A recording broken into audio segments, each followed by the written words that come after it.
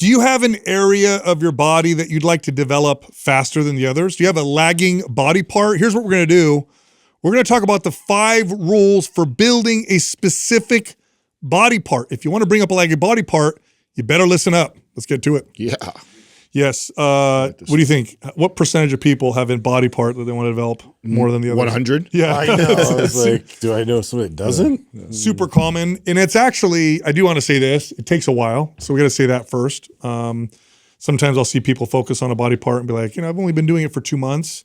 I don't see a big difference. Yeah. In my experience, first off, building muscle takes a while anyway. But bringing up a lagging body part, which means you want it to come up a little faster than the rest of the body, typically you want to give yourself about a year, I would say. How do you feel about that, Adam? I think at least that, because something that's not in your 5 rules here that I think should be included in the conversation at least. And I love that Ben Pakulski talks a lot about this.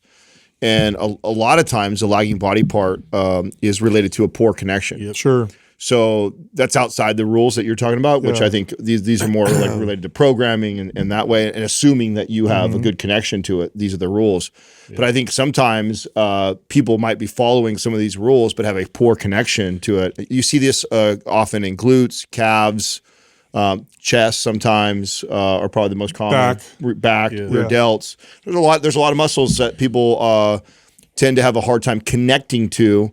And they may be doing a lot of these rules that you're about to go over, but then still not seeing results. So I'd like to add that to the conversation is that another reason why sometimes I want to give somebody a long, runway to expect like return on this. And so a year is part of it's that. Yeah, that is a lot of time. Have a good posture analysis and really see if like you're getting to that range of motion you need to really be able to fire off that muscle like effectively and really recruit at the maximal amount that you can. Yeah, that's a good point, because a good example would be like trying to develop my glutes, let's say. And a barbell squat is traditionally a phenomenal exercise for building the glutes, but there's a lot of muscles involved in a barbell squat. Yeah. And there's a ratio of force that is being produced by the quads versus the hamstrings versus the glutes and other stabilizing muscles that can be different from person to person. So you could do squats in a way where you're really developing the quads more than anything. And then there's ways to do squats where you're hitting more of the glutes than you normally would. Right. And sometimes what happens is because you have a lagging body part, you'll do the right exercises, but the emphasis isn't where you want it to be. Reinforce the other muscles. Yeah, like you could bench press and do a lot of shoulders and triceps in a bench press, for example. So technique is key, understanding biomechanics, what that muscle does and how you can adjust your technique and form. And oftentimes that means you got to go lighter with the exercise to emphasize the area that you want to target. Which, as you go through these five keys or rules for building, if you're like, I do that, I do that. If you check all these boxes and you still have that lagging body part, most likely it's because of this. I would say slow down, feel the muscle, change your technique. Oftentimes you have to go lighter to make that happen. Isometrics are helpful. That's right. All right. So first is to train it longer.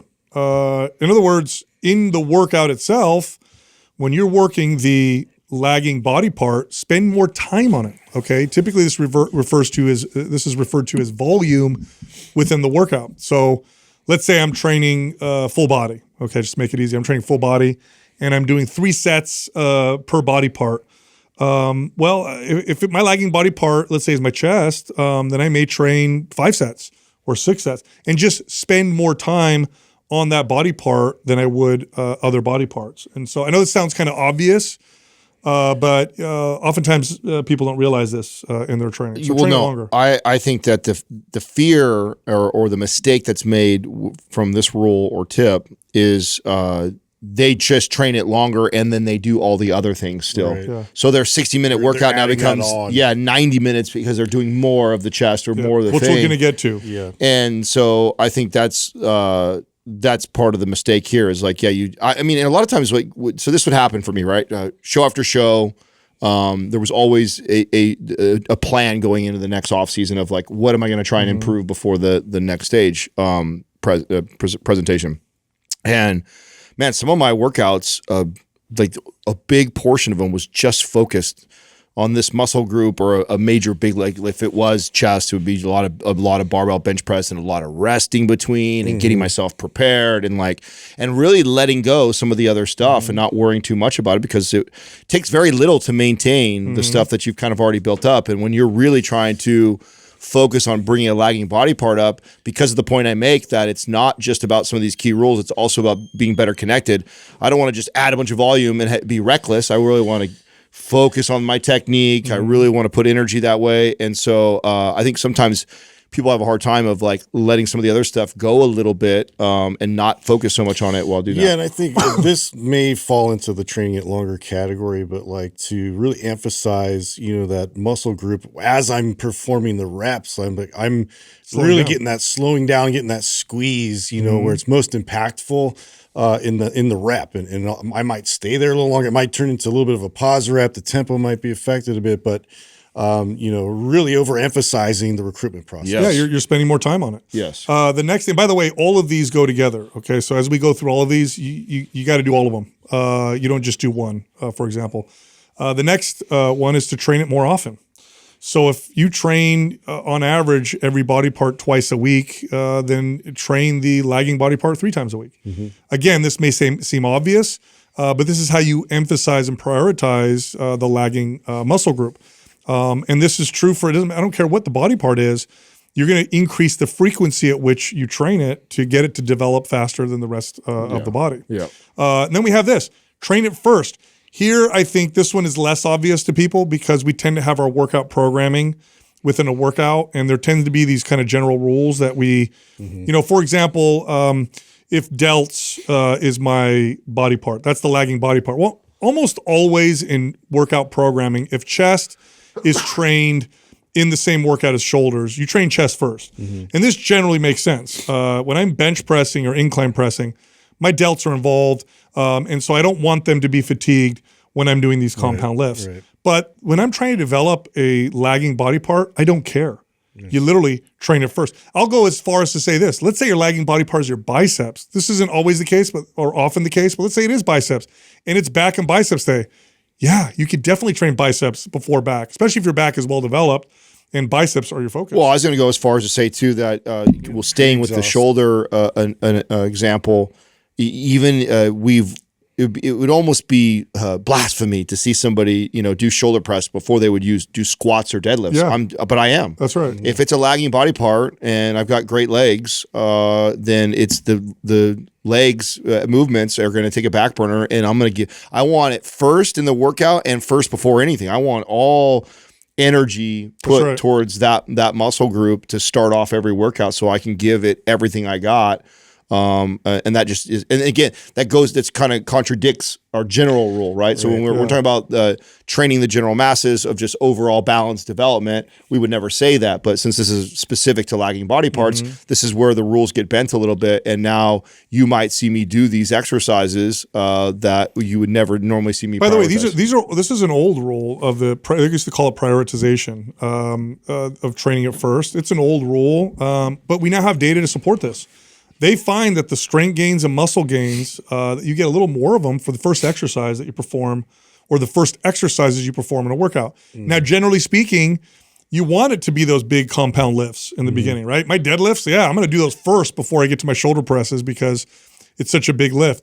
But again, if you have a lagging body part, train it first and put more emphasis in that direction. Again, the data supports what bodybuilders have known for decades. I mean, you gave the crazy example of even biceps. I did this with calves when I was competing. The calves before calves legs. Was my biggest lagging body part, and because I'm on stage presenting, I actually cared for the first time. That it can't be so glaringly obvious that I'm out of whack. And so for 3 years there, every workout started with calves. And so I applied all these principles. It was first. It was damn near every single workout. It was that was what I had to do to bring them up, and it worked incredibly. So, that's right. I mean, even a dumb small muscle like that would get prioritized to first in the workout. Now, the next 2 rules, very important. Okay, so we talked about training it longer, more often, and training it first. Now, here's where it gets difficult for people. This next one is you got to take away from the rest of the body. Okay. In other words, I can't just add volume, add frequency, prioritize a body part, on top of the already volume that I'm performing in my workouts. This is how you overtrain. This is how you go nowhere. This is how you this is how you hurt all of your gains and all of your progress. So what you got to do is you take if you have a workout program that you're following that feels good, you recover well, you're getting stronger. It's like, this is a good total. Look at the total volume that you're doing for your body. Now, here's what you do with it. You can take some away from some areas and add it to others. But what you can't do is just add volume. It's like those video games that you play where you're building your character and you've got 100 points and you got to put some to speed and to strength. You can't just add and create out of nowhere. You can't just slap volume and frequency onto a body part without taking away from others.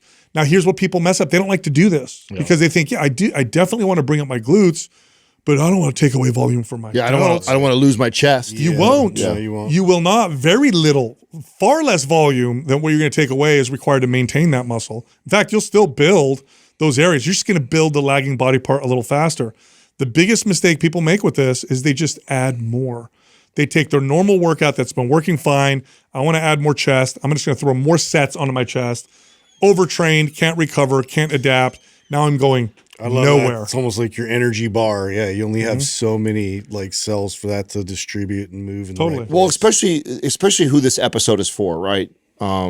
Because we typically are talking about a 3-day full body routine is what we generally tell most beginners. Your first couple of years, just focus there. The person who's going to be drawn to an episode like this has probably been training for a while. They're trying to bring up a lagging body part. This person has probably been pretty consistent. I mean, actually, if you are listening to this and you think this is you and you haven't been consistent with just doing, get consistent first. Yeah, get consistent. You have a lagging body part because you're not working out. Yeah. Get consistent with the big major lifts and do that for a while and just allow it to do its work, right? That would be my advice if you're listening to this and you think it's you and you haven't been consistent. Like, go be that first. But now let's say you are consistent and you have a lagging body part, which is super common.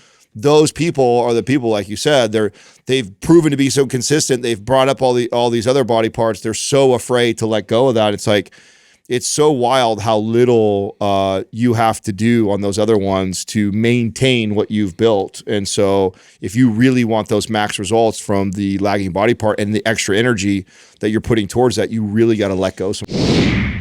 This is also the final day for the MAPS upper lower 40% off sale. It's a 4-day muscle building split. If you want to take advantage of it, you got to do it now. Go to mapsupperlower.com, use the code LAUNCH for the 40% off. All right, real quick, if you love us like we love you, why not show it by rocking one of our shirts, hats, mugs, or training gear over at mypumpstore.com. I'm talking right now. Hit pause, head on over to mypumpstore.com. That's it. Enjoy the rest of the show.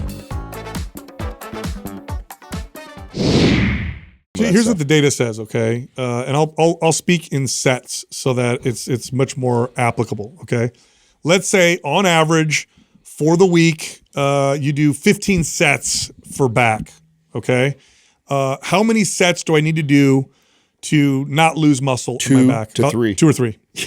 Okay. 2 to 3. So if you take 4 sets away and you're at 11, you're still building, everybody. You can go all the way down to 2 sets a week. That's 1 set on one day, 1 set another day. Yeah. And you're not going to lose muscle. Nothing. So this trade-off isn't going to hurt you like you think it will.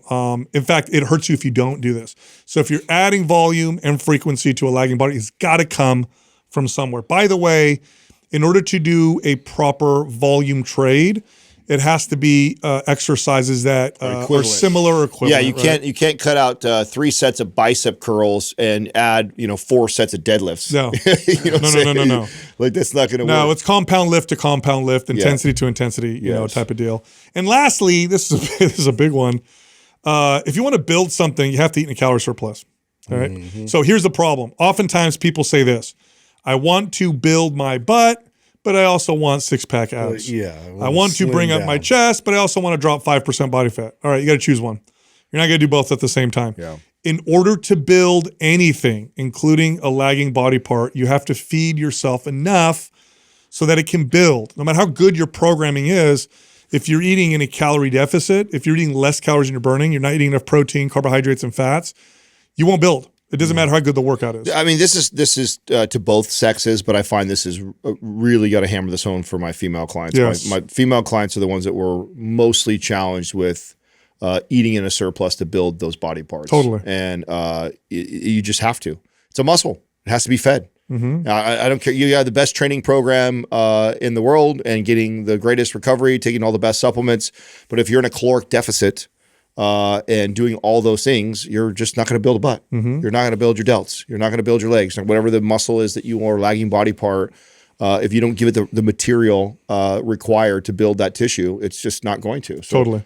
Now, earlier you brought up calves. I was reading this dude, there's these great posts, and I brought some stuff up here just to kind of talk about a little bit. Did you see AI Adam, fat AI Adam? I had some great calves. Where? Yeah, his Corvette, the Corvette video, the Corvette video the boys made. I got a lot of compliments. A lot of people were like, you know what? You actually don't look so bad as a fat guy. You're like, that's not. You're a good big guy. You had the Hawaiian shirt on or whatever. I did see that. Yeah, That's Dylan and then made it. I thought it was pretty funny. Dude, I love our staff gets to poke fun at us with those videos all the time. Great. You know, it's to that point is the audience, so they know they may not know this. So much of our content we are unaware of. No, we see it the first time you guys see it. Even stuff that we shoot where they will just ask us questions or direct us in a way. We get surprised. But we're surprised, I'd say 8 out of 10 times of like, oh, I had no idea that's where they were going with this. So just so the audience knows. All right, so this guy did this post, and I don't know what his background is, but he was talking about like biomechanic and anatomy advantages of athletes, and he was going down the list of like there are certain big glute athletes. There are certain body parts, certain anatomical polymorphisms that benefit certain types of performance. And you see this now. First off, everybody can improve their athletic performance. Everybody can become faster. Everybody can become stronger just through training and practice. But when you get to the top levels of athleticism, what you see is this kind of self-selection bias of people who are gifted with movement, who also work hard, but also whose bodies are made for that particular sport. So a good example is like a swimmer. A top-level swimmer has really short legs and a really long torso, long arms, and kind of this wide kind of back. A canoe. Yeah, you look like a canoe. Anyway, this guy comes on, and he was talking about calf insertions. I thought this was, now we've observed this, right? But I thought it was really cool. So high calf insertions are really good for speed, like really good for speed because you have less muscle. Speed and jumping, right? Yeah, because you have less muscle mass lower on the lower leg, which creates less inertia. You also have a larger tendon, which creates more stiffness and quickness. Longer calf insertions produce more stability and force. So I'm like thinking about that's why I can out jump Justin. Hey, listen, as I read this, I'm looking at your calves and his calves. For sure, dog. For sure. Is that true? Not even close. You got the short you might be able to outdrive me. You're taller, you can outdrive me for sure. Definitely outjump We'll you. have to test that. I thought it was really cool because I'm thinking of like top power lifters who could squat and deadlift. They typically have long. No, you're right. I was never real great at vertical jump. Yeah, but then short calves, you look at sprinters, they have these tiny little... I mean, look at all basketball players. Yeah. I mean, most basketball players, if you don't have good calves, they're or at least not like aesthetically good. They're like these high little balls. And tiny. It makes them great for jumping. It's really, really cool. And I just got me thinking about all the different I've heard Paul Fabritz break that down before. Did he really? Yeah. I've heard him break that down before. Why that is? Yeah. And so how beneficial. I have it is. sled moving calves, dude. It's funny because bodybuilding, it really. I mean, you get awarded for really long muscle bellies, which is not great for like running sports for the most part. You don't want super long muscle bellies for running sports. Yeah, that makes sense. But for strength sports, it kind of makes a lot of sense. Yeah. Wrestlers probably do well, I would think, with long muscle bellies. I think wrestlers was one of the sports that is the ideal mesomorph, which is in the middle of everything. Yeah. I remember seeing like the somatotypes and then what sports, and wrestlers tend to be it's explosive and it's endurance. Yeah, they tend to be right in the middle. They tend to like mesomorph is like perfect for wrestlers. So it's a little bit of both. I wonder if they've ever done like studies on box. I know boxers, heavy hitters tend to have bigger hands. That makes sense, right? More mass. Yeah. But I wonder if they have like bigger heads. I would imagine. Oh, right? for sure. Like bigger skulls, bigger heads. The first time I ever thick skulls. First time I ever realized that, I was in my early 20s. We were in Vegas. We were at the Hard Rock Cafe, and there was a UFC fight that we were there for. Did you see Tito Ortiz? Yes. Have you ever seen got him? a big head. Tito Ortiz He's got like a toddler head. Bro, he looks like a bobblehead. In real life, he looks like a bobblehead. Sure. I know. It was I wouldn't mess with him. He walked in the elevator, and it like pictures don't even do it justice. You have to see headbutt by You him? have to see that. Well, you just hit him in his head. You have to see his melon in person. It's just, it's not, it's just, I mean, look, you can kind of tell on pictures, but it does. I mean, I've seen it, I had seen him on TV and pictures forever before I'd seen him in person. I've seen him in And he got in the elevator with me and I went, oh my God. Like that, like his neck too. His neck, whole face, like everything is like he's like a big giant. square. Yeah. It was this big giant. It's just like, oh my God, no wonder he could take a punch. Yeah, You know? I know. Yeah. You'll see like really good jujitsu guys. Some of the best are like really lanky. They have these long limbs and stuff they spidery. tie you up with and choke you with, and throw a triangle choke on you with these long ass legs, and it's pretty funny. But anyway, it's really interesting to me. So I like to. I'm like thinking of different athletes and what some of the advantages that they would have, as a result. Yeah. Which is funny, talking about swimming. I remember when I learned this about swimmers, about their body type. Of all the sports, it's the one sport where if you're built for it, you are not built for anything else. Yeah, that's me. Like high level, the polymorphism. Yeah, I was trying to do everything else growing up. You know what I'm saying? Bro, you could have been an Olympic level. All you need is web fingers, dude. Narrow hips, thin legs, Long ass arms. long arms, wide back, narrow waist. I mean, that's You would have crushed. I was so mad. swimming. So mad. I see. It's really. I'm excited though, and maybe this is my redemption because I'm watching my son, and my son is like taking to the water like a fish right now. Yeah. Does he have your proportions? Do you see? It's hard to tell. He's a blend of Catrina and I, which so I don't know if he's fully. It's hard to tell. There's times where it looks like he's gonna be just like me. Then there's times where I kind of see her. He seems to be a little bit thicker than I was, but no, he's pretty thin and tall. Mm-hmm. So he looks like he might end up being like me, but he does look like he's got a little bit more thickness than I have, but not a lot. So he'll be close to my frame, but he definitely is already taken to the water. What's funny with kids too as they grow, especially when you go through puberty, they don't grow evenly. No, like you're like, whoa, dude. Oh yeah. Disproportionate. Your feet grew, but everything else stayed the same. No, he's in that spurt like that right now. I told Catrina that yesterday. I was like staring at him, and she's like, "What are you looking at?" I'm like, I said he looks different right now. He's hit a growth spurt. I can't wrap my head around what I see different, but I can just when you probably look at your kids like that and you can see it. Yeah. Sometimes you're not even sure what it is. It's just like he definitely looks like he's gotten older. Yeah. Speaking of him, Catrina, I didn't even know I did this. And she called me out on it, and I was like, I don't do that. And then I literally caught myself doing it right after I just told her I don't do that. I was like, oh shit, I do that. I don't know I do that. I have this habit that I guess my son does now is before he pees, he spits in the toilet. I just didn't. Why? Yes, you do that. Oh, you've caught me doing Yes. I don't even. That's not just a you thing. I've seen it's like it's a relatively common thing. I always urinals. Every time I'm at a urinal, not every time, but oftentimes a guy goes up, spits in it first, and then what is that? I do it outside. I do it inside. I do place you can do it. So I know I have a bad habit of Doug, spitting. look that up. Why do men spit in the urinal before? Well, I know we're focused on aiming things. I have a pretty good idea of what mine is. So because of my allergies and stuff like that, I constantly could get mucus buildup, and so I've always been a spitter. Okay. Because of that, I just get it out. I don't like that. It's gross to me. Stop, Justin. And so when I'm in a house and I'm obviously not spitting outside, so the first thing I go to pee is the first appropriate place I could spit, and so I think that's why I do it. So AI says that men often spit before you spit this wall. Stop, Justin.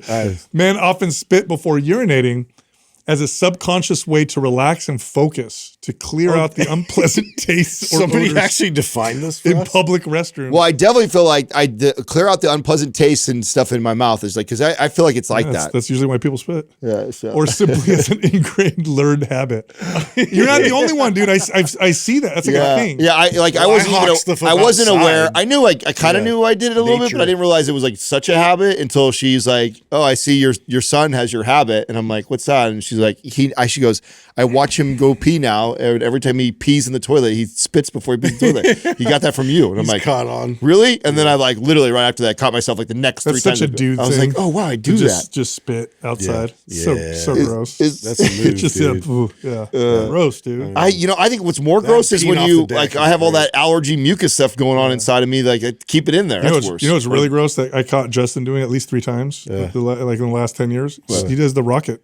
Oh, that is gross. That is gross. He does do that.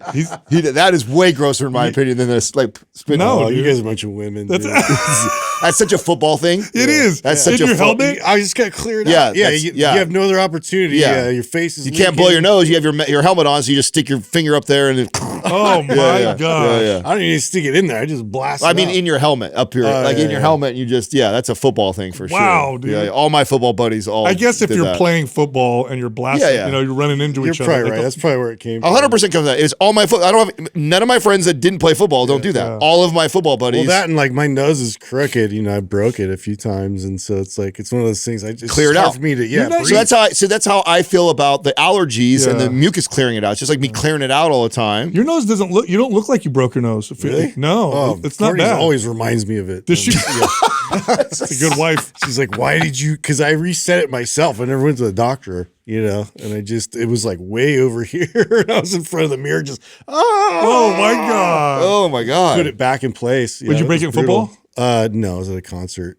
Oh, it was mosh pitting. Yeah. Of course. Yeah. Oh my god, bro. Yeah. Did you leave the concert? Or were you like, I'm gonna finish this before? No, I stayed and just bled. Oh my god! You're such a beast. Well, the guy, I mean, it was a cheap shot. So I had to finish the guy. You went back in there? Oh, yeah. I took him out. But yeah, he totally got me from the outside, just as I was running by, and my nose went like that. And you knew right away? I knew it was done. I was just like, just like blood everywhere. Oh, god, that's terrible. That's terrible, dude. Yeah, I got to bring up something to you that I just learned today that's wild. So do you guys know the Joe Wieder, the famous bust? Can you pull up Joe Wider's bust? Oh, with his like.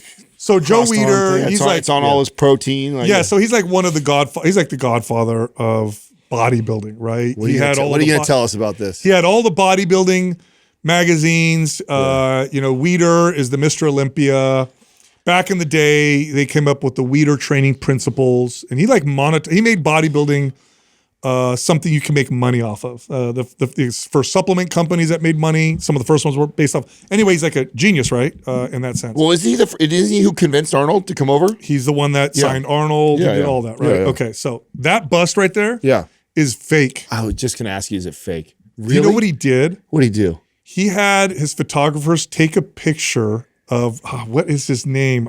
Robby Robinson. Do you know who Robby That's Robinson not even is? his body, like that they're sculpting. I never believed it was his Do you body. know who Robby honestly. Robinson was? Oh, you never No, believed it's it? worse than you think, Doug. Okay. So, Doug, look up, just put, do the same thing you did, Joe Wieder bust, and then put Bro, Robby just to Robinson. show you how long we've been photoshopping What, and faking. So, Robby Robinson is a famous bodybuilder for from the 70s. Oh, wow. So that It was him. took his body. He took his picture and then had them. it's a black dude too? Yes, dude. Even funnier, bro. Oh my God. Even funnier. Is he? taking music. Yeah. Now we're gonna take their bus. Way to go, Joe. Yeah. Way to go, Thanks a lot. Joe. No, it's man. true. It's his body. The guy who's So Robby Robinson he posed for the picture, not knowing that they would steal his face, bro. Did he ever get any rights for that? Oh, No. is that really what Joe Wait. Wieder looks like? Yeah, that's how he looked. That's what he looked like Wow. later. Close, dude. That's what he looked like later. He was never that jack, bro. Isn't that funny? That's Dude, you know what's funny is even go back to that picture, the real picture of him. Like that's with his Should we give him a hands shout out? underneath What's his his biceps name? and What's that trying guy's to name? look Yeah. buff. Like he's not even buff at all. No, right? Wieder was never jacked, dude. He's skinny. He was into it. Him and his brother were into it. Yeah. They were into weightlift. They were just really. I mean, it's always like that, dude. You know what they were? The most famous or the best marketers, dude. That's what he was. Yeah, he's a great marketer. The Wieder brothers were brilliant at marketing, and what they did is they used magazines as a way to market all their That supplements is and crazy. systems. I had no idea. Yeah, dude. That is hilarious. I learned that today. I had no idea. Just today you found that out. I just found it out today. Wow. I had no idea. Because that's a famous That bust. changes everything. That's a famous That's a picture. super famous photo. Yeah, dude. Yeah, I grew up with that. everybody knows that. That's on all the fact that That's the photo. That's the original. That's one of the original photos right there that of looks Robby when he badass. come down. Yeah. the fact that he was able to put that on all his supplements and Robby and Robinson, he didn't get any dude. rights to it, huh? Man. Remember, Robinson was his athlete. He paid Robby Robinson. Oh no, and he Yeah. took his Yeah, dude. likeness. That's Now right. I wonder how Robby Robinson found out or proved it. Right out the gates, he knew it was him. But what are you gonna say? It's kind of What do you mean how you knew it's indistinguishable. him? He saw the bust. He's like, that's Imagine my body. if you saw your I guess that's true. yeah, I guess, especially if I arms just crossed. You're like, did that's it. me. I'm like, I just did that. I know Now- those arms. That's You know, me, but now white. what's That's crazy- weird. What's funny about That's this? white me. I don't. I'm not an older Jewish guy with a mustache. Black dude. What's going on?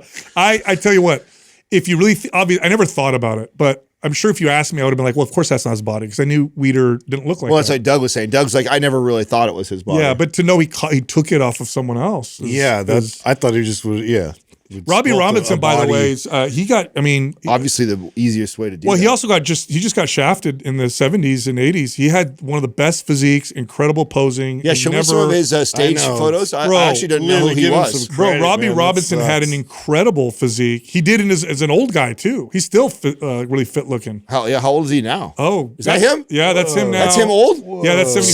75. Wow, Yep. look at him. What a champ! Yeah. dude. Wow. That's But he had an incredible physique back in the day, and he trained with all the greats and all that. But he never got the accolades that he deserved. Wow. Whoa, Great yeah. physique. Dude, that's ridiculous. Incredible physique. Anyway, so I started I wonder he using. stole it. Justin, did you get?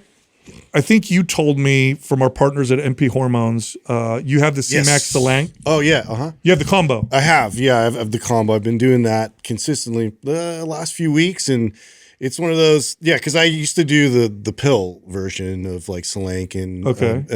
and I actually much prefer this because I feel the difference of it, especially inflammation wise. Yeah. So C-Max. So this is pill, not the no. not This nasal is spray. this is a sub-Q injection. It's comboed, yeah, it's Salank and C-Max. So here's what I like about our partners at mphormones.com. It's Vita Bella is the company, and they have these great peptide combo vials. So some peptides you can combine, others you can't because they're different pHs and they'll interact, and you can't. Yeah, they have some, different Some you can. attributes. And I love that because like they have something called the KLOW stack. I talked about that, which is BPC 157, TB 500, KPV, and GHKCU. And it's all together. It's like for recovery. It's like it's which the would Wolverine stack. which would be times- so annoying to have to pin yourself 4 times for that. Yes. Right. That's It's the Wolverine stack and then some is what that is. Then they also took Salank and C-Max, which are both for cognitive benefits. function and performance. C-Max is more stimulating. Salank is more anxiolytic. They work differently, but combining them two together is this great synergistic Yeah, I effect. feel like Salank for me is like the clarity, and it's more like I guess like brain fog, and you know, it's like somewhat more attributed if I had some kind of like brain inflammation versus like C-Max is like memory recall is huge for me with that. They both raise BDNF. They both help improve how your body uses. How long you been taking it now? dopamine. Probably 4 weeks, a month. I just Okay. started yesterday. Oh, you just started. I just started mine yesterday. Oh wow. Yeah. Okay. And it comes all in one vial. And Now you said I haven't reordered anything yet. I just go in my portal. you just hit reorder. That's it. You click on the button.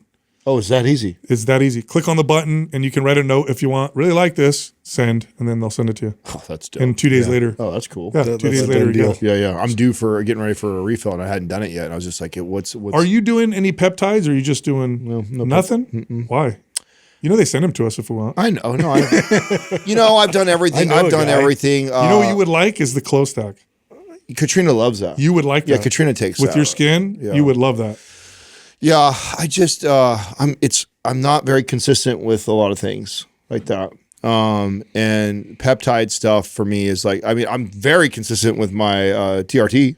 You know, I've been really, really good with that, and that's the most like life-changing thing for course. me. Keeping that balanced. Of course. I'm trying to get better about, especially after talking to Cabral the other day, my omegas and my vitamin D on a regular basis. Like I don't. Staples. Yeah, exactly. So Yeah. I'm trying to be better about that my makes staples before I even like. I mean, it's what we preach all the time, right? It's like before I go layer on the latest, greatest peptide. You know what you could do? I would get you consistent, at least when we're at work. If you brought it to work, I'd get it for you. I was doing here. No. If you put your peptides there and you told me, I would definitely get it out. How about getting me that way with the vitamins first, bro? Before you start stabbing me, how about you give me on my vitamin D I'll and stuff? sneak in some like. Yeah, I'll sneak in. I mean, As you're you already, walk in the studio, you're, like, hey, you're already prepping 40 pills a day. Can't you just add my six? just Yeah, in there? add my 6 in there with you and just hand them to me when you do one of yours, and I'll take them. Because I'm so bad with that stuff, dude. I'm so Here's your bad with pills. being consistent. sneak they're all things in. lined up. Yeah. I'm like a Why am I so child. sleepy right now? I don't know. Anyway. Hey, did you see? Be creative with that. I sent this to Sal. I didn't send this to you. You two. You're gonna like this. This tripped me out when I saw this. In 2025, 1 million millionaires were made worldwide. New Oh, yeah, you did say this. millionaires. 2025? 2025 worldwide. Yeah. Worldwide. And this isn't just crypto. No, well, this includes that Part of it. everything. It's Okay. just millionaires. If you made a million anyway, you knew that were new, that you weren't millionaires before. yeah. 2025 in the world. Okay. And they had this great graph of like all the major countries and stuff like that, United States and everybody else. You want to take a guess at the ratio or the number of U.S. versus all countries? Remember, 1 million total. In the whole world. I'll say 50% were U.S. Yep. Very close. That's not a bad exactly. guess. Oh, really? So 441,000 of the million all came from here. That's right. Like to see the graph is wild. Who came in second? Or like who was UK. close? Yeah, What was UK though? Was 43,000. 40 10 times more millionaires than the UK. were made in the U.S. than the in second population place in the the UK. Wow. You could combine all the rest except for a few, and we would do more. This is why this is big economy. So they have 70 million people. We have like 330 or 340. So you're only talking about 4 times the amount of people, but 10x. That's still. Yeah, it's ridiculous. It's crazy. I thought that was a really interesting stat. I've known that for a while. That just the amount of wealth that's created. Well, here, what made me really trip out of that is our conversation we were having off air about our prediction of real estate and stuff like that's going to happen. And I don't disagree with you with the boom of AI in the Silicon Valley in the Bay Area. And it's like that number is before all that. I know. Mm-hmm. Like you know what the property. You know what's happening in San Francisco with expensive properties. It's getting crazy. Some people are getting $1 million over asking. Yeah, who's buying that? Like, who's Because coming in? there are people coming. the half a million new millionaires. Because I bet you a good portion of those are probably concentrated in the Bay Area. Yeah. But New York, Bay Area, maybe They Florida. must what? be That's banking that policies are going to change at some point. You know what? 'cause You should say it's driven so many people out. You should look up, Doug, of the millionaires made in 2025, what parts of the U.S. did they come from or something like that? Yeah. That's a good question. I guarantee you. It's what I'm saying. a majority Silicon have- Valley, New York and California are going to be 100% the biggest. make up economies. probably 60 to 80% of them. Yeah. I mean, I bet Texas went up because of Austin. And everybody. Sure. over You'll there. get some in there. You get some in Florida. You get some in some of those Sure. places like that. But let's see. Newly minted everyday millionaires. The CERC consistently invested board base. It doesn't say. I'll ask what did states. it say 1,200 new millionaires every day? That's wild. What? A day. 1,200 new millionaires a day last year, U.S. Okay. Look at that graph, dude. Yeah. Crazy. Yeah. I want to Way see more what than China, too. Yeah. But I want to see what states. yeah, what state? I asked that question. Yeah. What state? Just put what states in front of it. Yeah. So I would imagine the vast majority. California, New York, yep. Illinois. And Chicago right there, right? okay. Florida, Texas, all the places we thought. Wow, Nevada. Nevada. Well, Yeah, you win at the casinos. Casinos and prostitution. Oh, where it's legal. I mean, Going up. How do you become a millionaire in prostitution, bro? gambling and prostitution. I bet you sports betting though. You know that's really taken off a lot. 100%. So Oh, yeah, there's a lot of that. Dude, speaking of AI, did you guys read what happened with? Let me pull this article up. So this is actually kind of interesting, and I'm seeing posts about it all over the place. So I think I want to say it was clot. Okay, OpenAI. OpenAI was testing how good its newest AI models were at hacking. So you know what they did? They took their AI they put the AI on a locked computer with no internet access, and they gave it a cybersecurity challenge to solve. Okay, so AI on a computer, no internet access. Let's give you a cybersecurity challenge to solve. It couldn't solve it the normal way, so it looked for a way out. It found a software bug that no one knew about. It used the bug to escape the locked computer, and it got on the internet. Then it went online. It figured out that Hugging Face, a platform where AI companies store their models and data, might have the answers to his test. It found stolen login details, discovered an unknown bug in Hugging Face's software. Then it combined both to break into their servers, grab the test answers. It did all of this to cheat on the test. Dude, the security team caught it and shut it down. Both companies are now working together on an investigation. What are we doing? That's crazy. That's crazy. Right, it just solved its way through all that, got itself online, hacked through like code and figured out, dude. Do we believe all this stuff? Wait, what do you mean? Do we believe all of it? They just make this up, the story? I mean, they You know do what? I make hate up a you, lot man. of stuff. Everything- Well, yeah, I you mean, always make me doubt dinosaurs everything. are You should. You should doubt it. a true. suspect. So Yeah, I mean, I just You feel think like they're just saying this to, you know what? I read this. there's a lot of this push and pull with the fear mongering to the it's going to change half of tech is wizardry. I'm with you on that. And at the end of the day, what it does more than anything else, it just keeps all of our eyes on it, talking about it and everything like that, which is where all the money is flowing in. I heard a conspiracy theory the other day that I thought was fascinating. Yeah, I would have to kind of that see it would in person. back up what you said. So this guy said, and I thought it was a brilliant conspiracy theory. It's kind of fun, right? He said that he thinks that they're going to fake the people who want to, change everything and get in power or get more power. New World Order. They're going to fake a rogue AI. So they're going to fake that an AI gets out of control, takes everything over, causes all this mayhem. That's more plausible than aliens. That's right. I think they've figured that out. Too, I heard even because Spielberg's movie came out and like it kind of was a flop, and I think that the whole plan and wouldn't all this news that we've been getting dripped to us over the last year make a lot of sense because remember those last ones that the AIs were talking to each other and they did, and then remember this one that did that and convinced that kid to do that, and we've been hearing in order to save the world. Yes. They would have to come out. I do think we think they're way more capable than they are. I think I absolutely think we're being fed what they want us to be fed, whoever they, right? So I know I sound like you guys something these to days. that. Bro, we have brought you over. You are worse than we are. I'm gone full retard. Yep. I am tinfoiled hat, everything. Let me just ask you this though: isn't it more fun? Way more fun. It's in my opinion, it's the real definition of woke. I've woken up. It's crazy, dude. I don't believe anything. Oh, you're woken. You're woken. Hey, speaking of movies, so speaking of which, because there's definitely lots of manipulation, and here's just some evidence of it.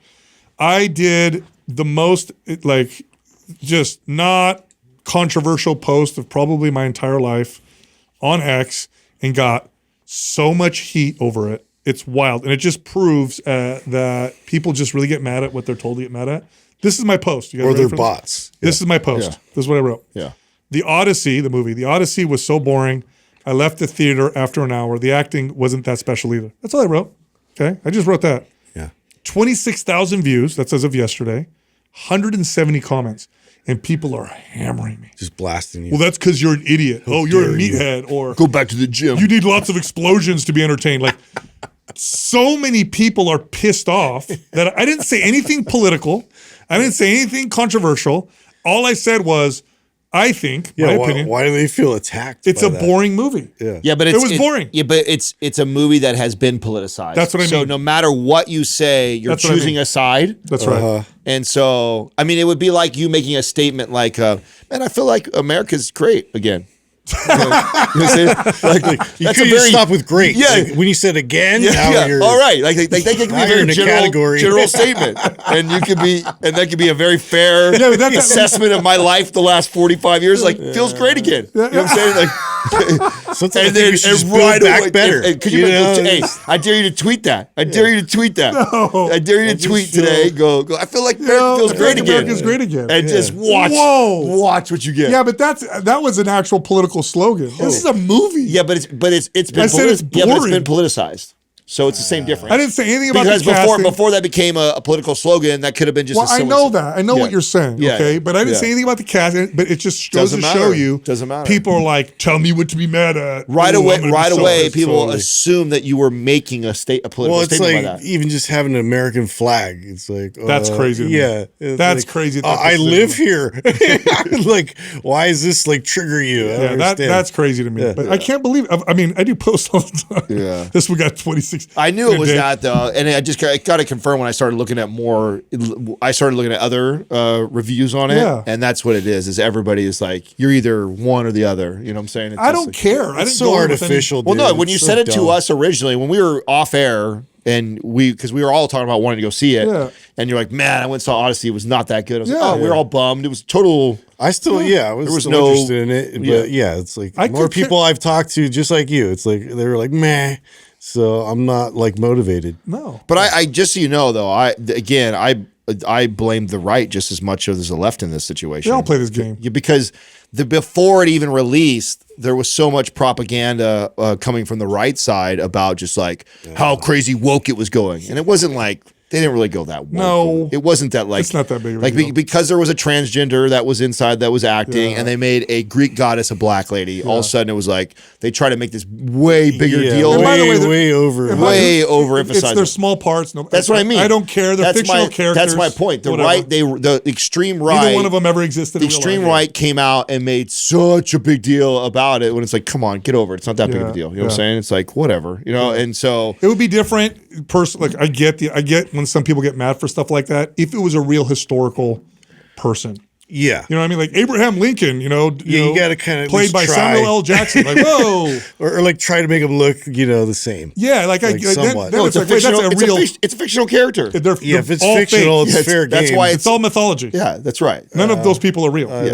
That's why it's ridiculous to make a big deal about it. Same with like cartoons. I love that. People get mad, With cartoons? I know. Did I tell you guys change the cartoon on air of the Jack Nicholson thing that I looked up? I saw that just blew my mind. No. I think I told you You this. mentioned that. That I didn't it wasn't on the show, was it? Oh, yeah, you did. His mom, he didn't know that his sister was, or his mom was his sister or something like that. Yes. Yeah. Fact check me. Yeah. So his sister was actually his mom, and his grandmother raised him. Yes. And he thought his grandmother was his mom. Yeah, exactly. Yeah, they had to keep it a secret. You did bring that up. Yeah, it was like when he was I'll fact check it though. Yeah, 27 or 37 when he found out. Like, I mean, he was way later in life when he finally realized it. Could you imagine going that far in your life? Yeah. And then being like, hey, your sister is your mom. Yeah, you know what? You see, he grew up believing his biological mother, June, was his older sister. This was in 1937, and there was a lot of social stigma around, teen pregnancies and stuff. So you would hide it as much as you possibly could. Dude, I heard a crazy story about these two guys, like, so later on, he was 36 years old, but like found out way later he's suing this hospital because they switched babies.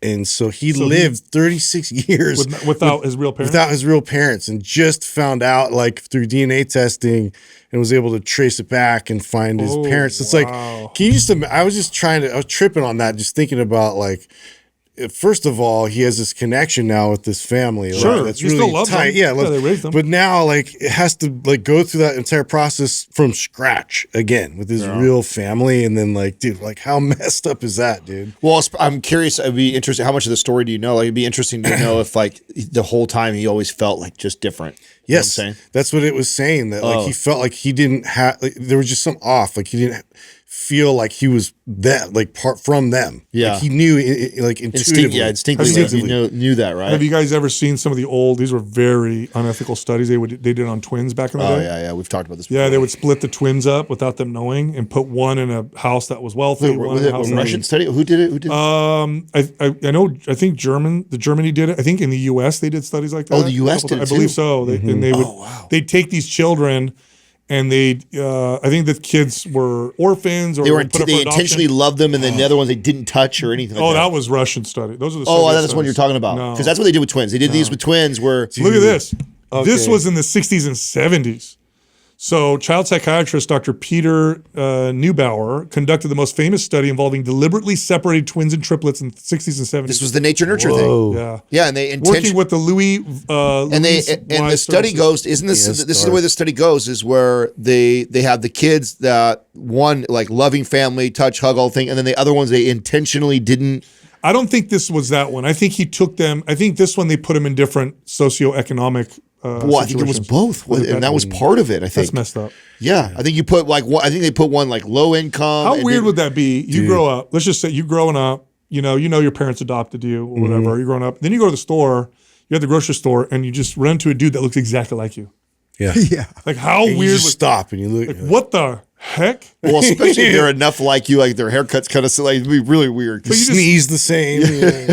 Like, damn. Do you know? I mean, do you know? Like, if you see your twin, do you think you know? Of course you do. If you see your twin, Yeah. oh, yeah. Of course you would, dude. If you're identical twins. Yes, of course you would. But what if you're just twins, but not identical twins? Well, then how would you know? Well, you might feel it. Yeah. a lot of twins. Well, talk that they can like totally. This is different, but I heard another crazy story.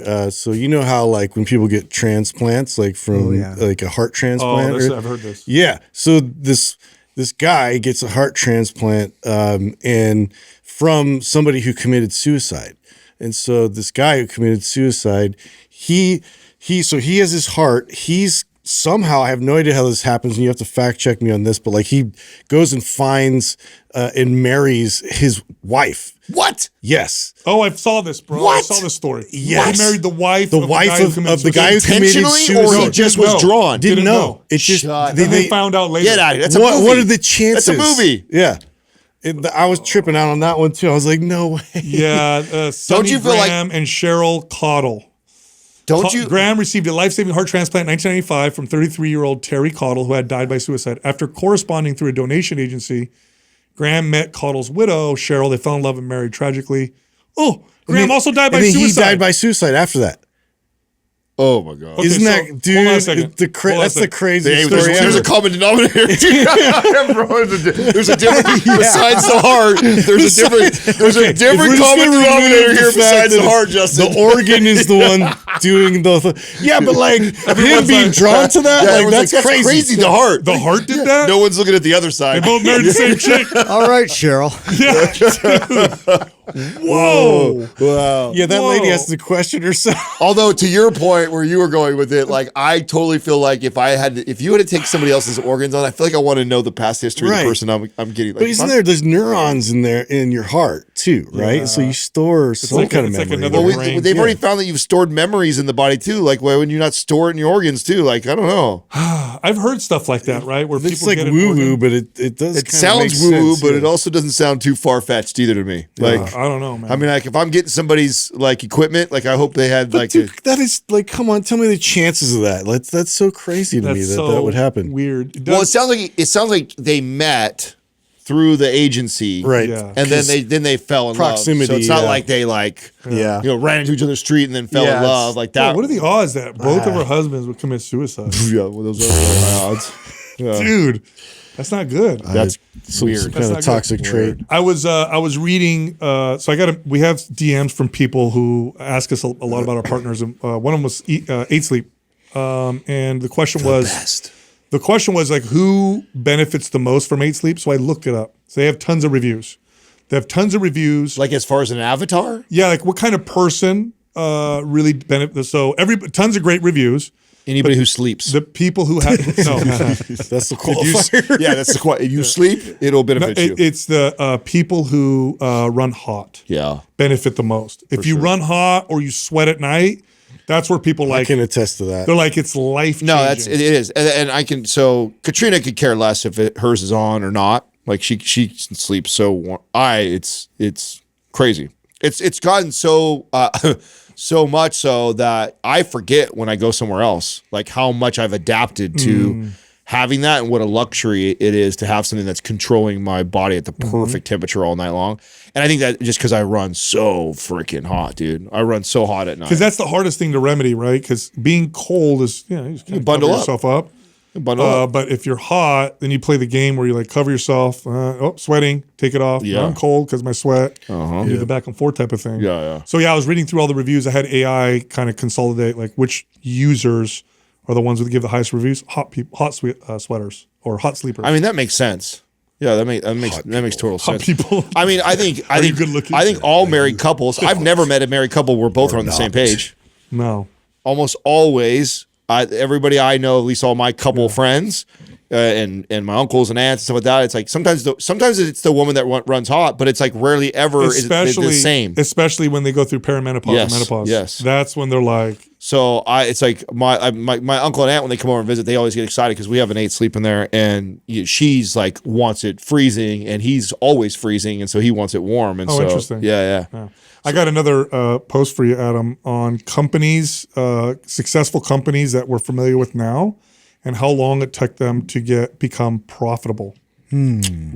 Okay, so we'll start with like tech companies. Probably one of the most long run. One of the most successful companies in history, right? Profitable companies, Amazon. Yeah. How long did Amazon exist before they turned a profit? 10 or 15 years at least. Yeah, I was gonna say. I'm gonna say 15's 20 a good years. guess. 9 years. 9 years, So almost okay. 10 years. Yeah. So almost a decade of running the company Very common. without making a single Very common. single dollar profit. Uber, Oh, Uber wasn't as long. 5 was it? years. 14. Oh, they were. 14 longer. years, no profit. Wow. I remember watching that in the documentary. I didn't realize it was that long. I know it was so disruptive. They had to just create the market. Here's a crazy one, Tesla. So Tesla, I think it's one of the top car companies in the world now, right? Do you know how long they operated without profiting? Probably close to 20. 17 Yeah, years. because I remember when the first like his first attempt came out. It was like a long time That's ago. like the hardest industry, isn't it? The car manufacturing business. It's crazy. Like this is like wild entrepreneurship. You're running a company for that long without making a profit. That's crazy. And now it's very profitable, obviously. How and about they didn't even take a bailout when everybody else did. now? A lot of these. Now let's go with another last one I have on here. Spotify. Spotify, 18 years. Spotify. Wow. Yeah. Really? You know what? And all these companies, out you know what they have in common? They were all innovators. They all were trying. They were the They were the figuring Mavericks. out a way to enter into a market and create a new market. So they had to figure it out. Like Uber, they were really figuring out. Imagine how committed you have to be to your dream. Yeah. That's so Could you work for 18 years? no. and not turn a profit? it also make you question your business model. Yeah. Like course. say after 10 years, it's like we're This still isn't not making a working. profit. How are we going to turn this I around? guess Amazon, Depends on the size of what you're trying Uber, to achieve. there was a lot of there's still a lot of like even though it wasn't profitable. They were generating revenue. Well, and even in interest. Well, and just people were adopting. they were growth. People were growth. adopting. Like people were adopting Amazon. So it's not like you had different growth metrics that were like would show you that okay, eventually we can turn this thing. I mean, obviously our story was nowhere near as long as that, but before we monetized, part of what kept us going the path is like seeing the growth and downloads. Of course, and stuff. we saw signs. Yeah, like so we at that point, no one knows are we going to make any money or how much, but it's like okay, we're gaining an audience that's growing and growing and growing every month. let me And put- it wasn't. Their Remember, it user wasn't. base was It increased, wasn't yeah. crazy. It wasn't like we were adding millions of downloads every month. Like but it was thousands or more, thousand. And it was like it was doing this, and so Well, think about it this way, right? We've been in business for 11 years. going on 12, yeah. Almost 12. So almost 12 years. We'd have 5 more years of working together without making a single profit if we were going to be like Tesla, for example. That is crazy. That is That is crazy. now but that at that point too, though, I guess you also got to take into consideration where you're at in your personal life, like. Well, Elon was, like we could do he that. was already at Right, that's what I'm saying. So like we could do that. Like let's say we all decided we're going to go build something else that we feel really passionate about, and we do it at this point in our lives, and we start building. we Like, got some time. yeah, we have time, and we're set up. Yeah. So slowly, like that's fund it and that build would be it. hard to do if like this was your a livelihood. But a lot of it is like because who runs Bezos, right? Bezos, he runs Amazon. Was he a successful millionaire before he started Amazon? I don't think so. Was he, or was that like his first? I don't really know his story. Yeah, I mean, he was the nerdy guy driving around the beat up old car when I remember he was building it. Yeah, I don't let's know see. what he did before. was he? No, he was I not. just remember that little office he had. That picture, Bro, where he had a first net started. worth of 10 grand in his personal savings. What? Yeah. So But here's what the game is. The game is raising money for 10 years or 15 for the way you get paid. Yeah. For that, you just got to get people to believe in what you're doing for a long time. Keep selling the dream. That is wild. That's why when we look at people like that are really, really successful and self-made in that way, it's so easy to look at them and say, oh, well, you did this, you did that. Like, it's like, funny. Man, very few people can do that. It's so funny to me that we don't look at it exactly the same way that we look at Michael Jordan. Yeah. Or we look at Tiger Woods. That's a special human. Outliers, yeah. It doesn't mean they're a better human. It's not a moral judgment. No, it's just, in this case, they're special. They did a lot of the things right, and they're also unbelievably unique and gifted. Super resilient in a way. And smart. It's just different. It's a different superpower. They're not because that's a type of resilience that's just insane. Yeah. Yeah. Hey, real quick, our new MAPS program, MAPS Upper Lower. It's a 4-day-a-week split. It's a bodybuilding style workout, shape and sculpt your body. This is the final day for the 40% off. So if you want to get an incredible physique, you like working out 4 days a week, this is the program for you. Go to mapsupperlower.com, use the code LAUNCH for the 40% off discount. This segment of the podcast is brought to you by Mind Pump Fitness Coaching. This is the #1 course that teaches trainers and coaches how to build sustainable 6-figure plus businesses and careers in fitness. Look, it's roundtable based, so you can hear Adam, Justin, and myself teaching you how to build a better business, get more leads, close more deals, close bigger deals, and be more effective trainers. By the way, our course is nationally recognized. In fact, it gives you 1.9 CEUs with or for your NASM certification. Find out more at mindpumpfitnesscoaching.com.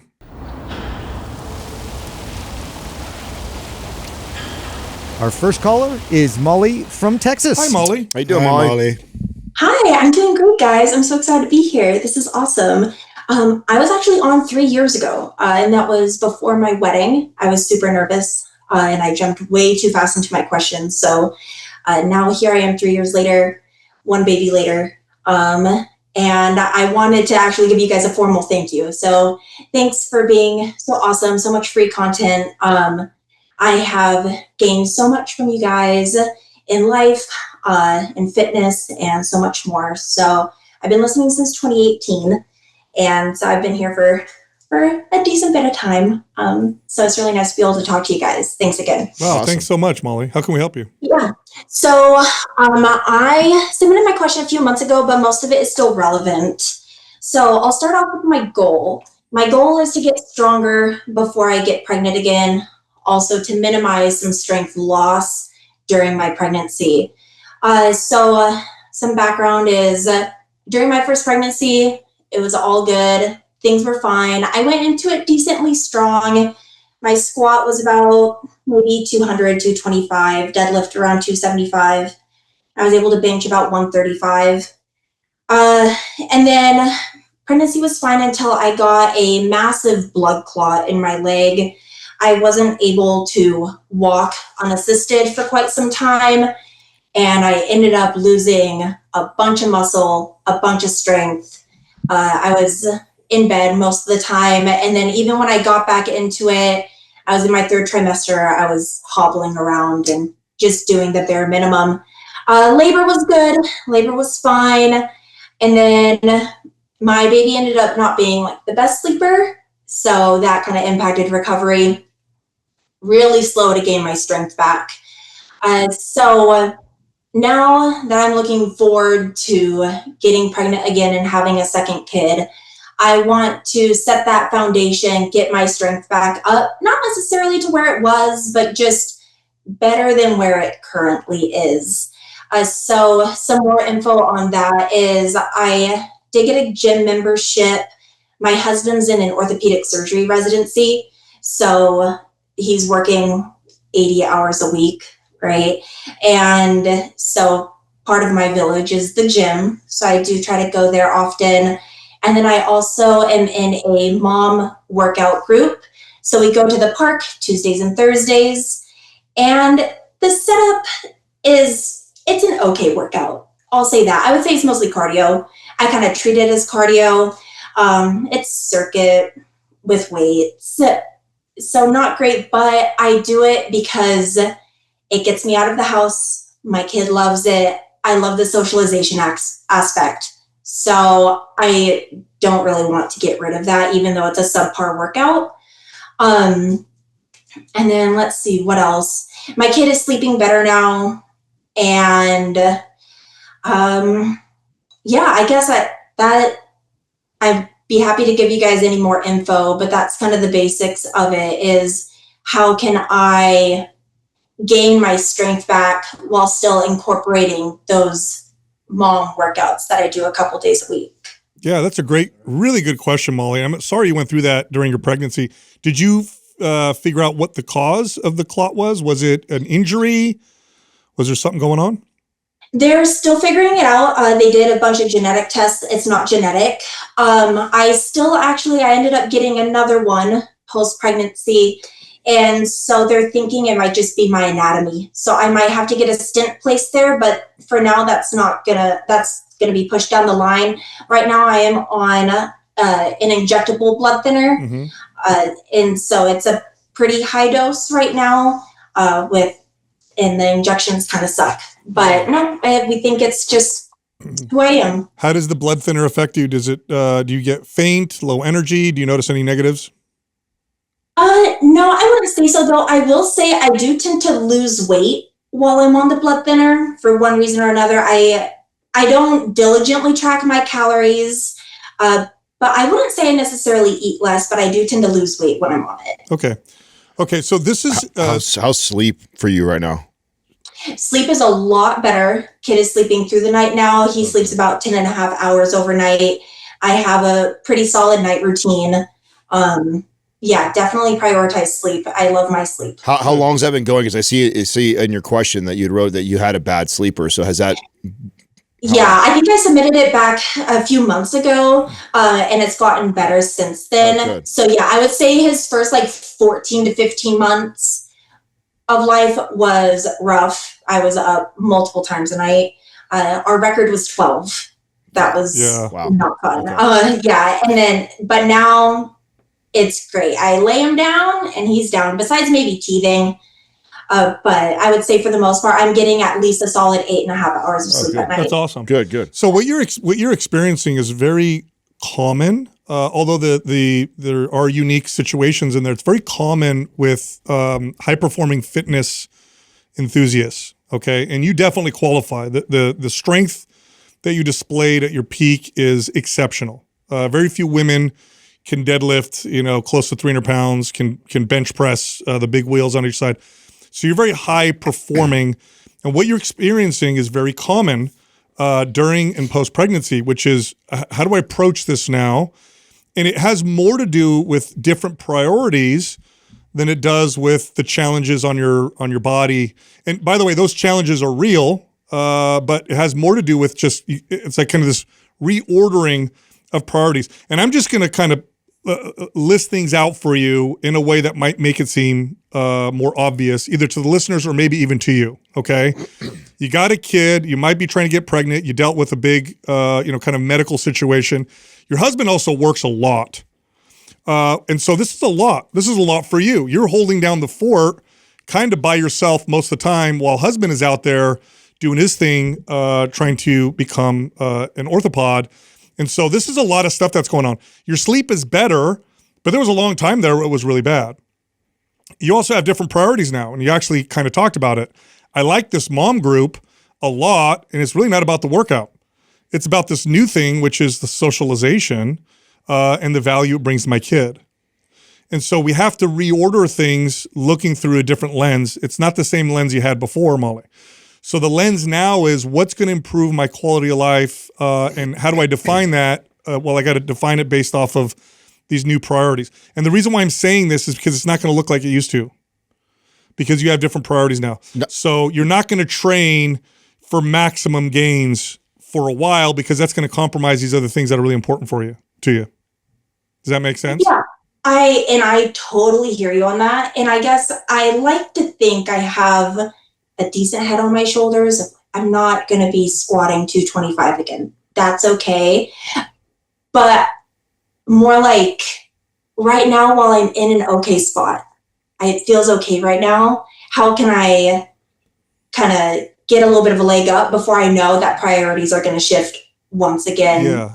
Being pregnant, having a new kid, like, yeah, okay, I'm not going to be squatting big numbers right now, but currently in this time. You are, though. I want to make this clear that you're comparing to where you were, 265 deadlift, 225 squat, 135 bench, which is incredible. You're at 205 deadlift, 175 squat, 105 bench. That's incredible. You're still stronger than most You're people. still very, and we're not even 2 years out from being pregnant, And right? only Having a couple baby. months of good sleep. Yeah.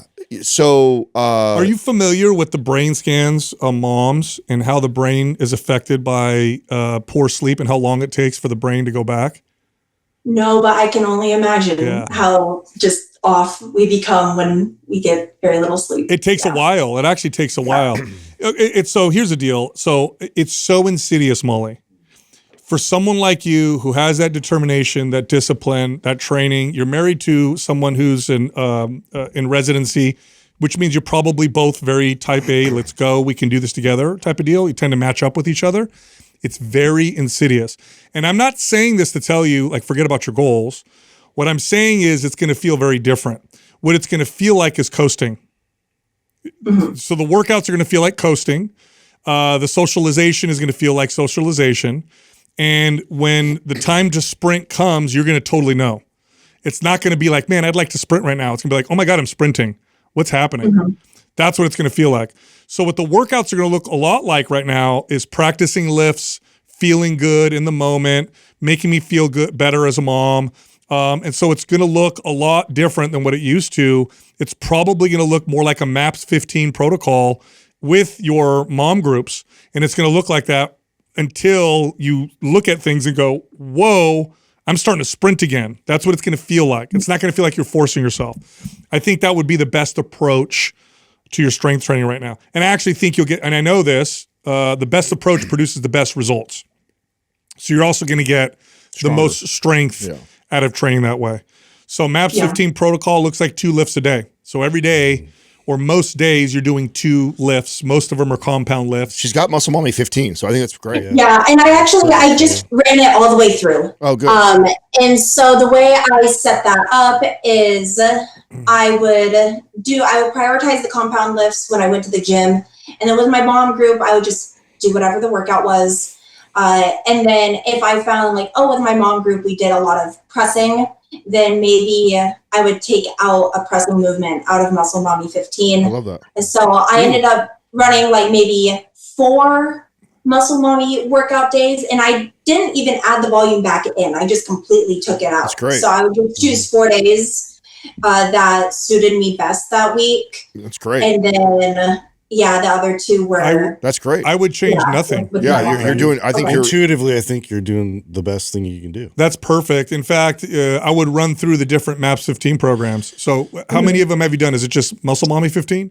I've only done Muscle Mommy 15 since asking the question. Then I also own the original MAPS 15. Okay, I'll send you another one. I'll send you MAPS 15 Powerlift. So you can go original MAPS 15, then go Powerlift, and then find another one and keep following. What the protocol you're doing is great.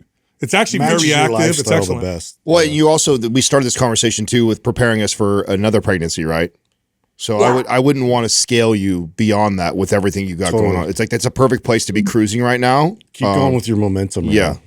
Yeah, that's perfect. But more of the challenge that I hear is the psychological part of comparing yourself to the PR version of you. I can't imagine if I did that to myself. Yeah, I'd be depressed every day when I work out because it's when I'm squatting, deadlifting, and benching compared to Adam 10 years ago it's nowhere near that. Yeah, but I have a very fit, healthy, balanced lifestyle that I enjoy and like. But it's like I can't compare to peak version of me.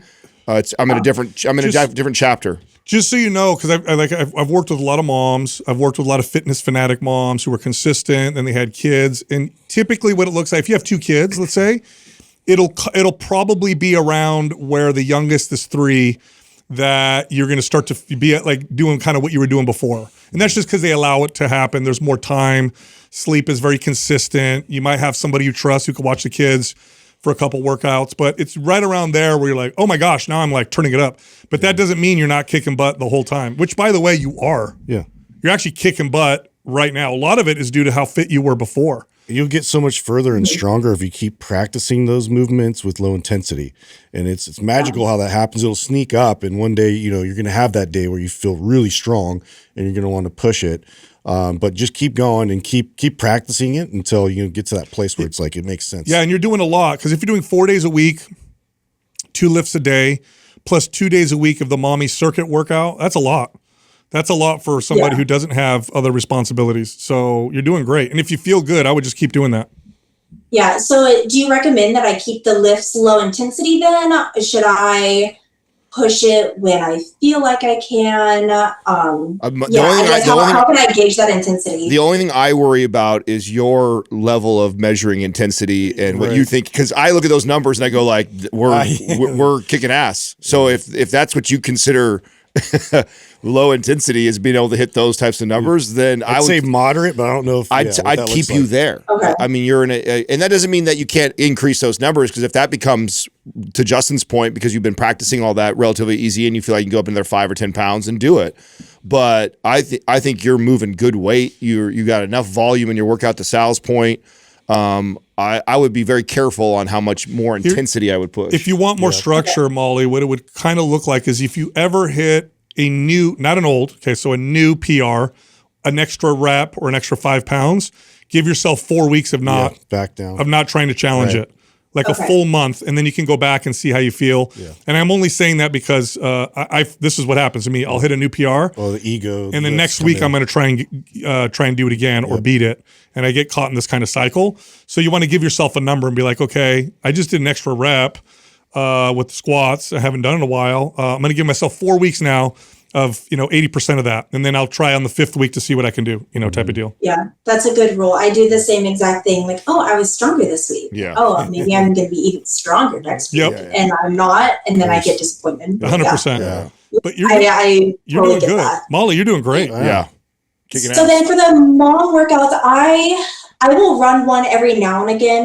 I have a personal training background, and so is there a way that so imagine, it's just a bunch of moms of different fitness levels, and we all come in with our little dumbbells, right? So some moms bring their 5s, some moms bring their 20s. It's kind of a range. And we do kind of have to get through it quickly because our kids are trying to jump off the play structure and crying and everything, but it's fun. So is there a way that I should approach it both when someone else is running it or when I'm running it? Should I try to keep that super low intensity? Should I treat it as if like those are my accessory movements? Treat it like the way we treat trigger sessions. Yeah. Okay. So like lower, like for if you can press 20s, I'm having you do 5s and 10s and go through the movement. Like again, especially considering why we're doing it. You love the community, you love the thing for your kid. It's less about the workout. Mm-hmm. So it's less about the benefits that you're getting from that. It's more about those other 2 benefits that I think are tremendous. And so treat it that way. I'm here to, it's almost like active recovery for you versus you trying to make gains in your circuit class. Molly, how do you feel when you teach the class? Do you like it better? Oh, like when I'm able to teach it? Yeah, I guess I like having the ability to kind of control what movements we're doing, because then I line it up with the workout I'm doing that week and say, oh yeah, I want to make sure we do some chest, because I don't have a lot of chest going on the rest of the week. So I do like having that autonomy, but I don't mind it when other women run it too. They usually will choose movements that maybe I stray away from because I don't like them, but I don't like them in the sense that I just don't enjoy them as much, but maybe they're good for me. Well, in my experience, when you have a group of moms together, the most important thing that I can provide for them as a trainer is make it enjoyable, because they're taking time away from things that are important. It's difficult. They're there because they're meeting up with other moms. And so for me, when I would run groups like that, I was always like, I want to make sure they love this more than anything else. They feel good afterwards. So that would be the thing that I would tell you. So think to yourself, like, what do they need? What are the things that they need? And it might be like mobility. Might be we like do that a lot. Skills. I work on skills, balance, things like that. Perfect. Yeah, You're doing because great. I think it's fun. You're doing great. So then, last little bit. Then, nutritionally, I'm fine staying at maintenance. My maintenance is like 2,400-ish, 2,600-ish calories. I tracked for a few days just out of curiosity.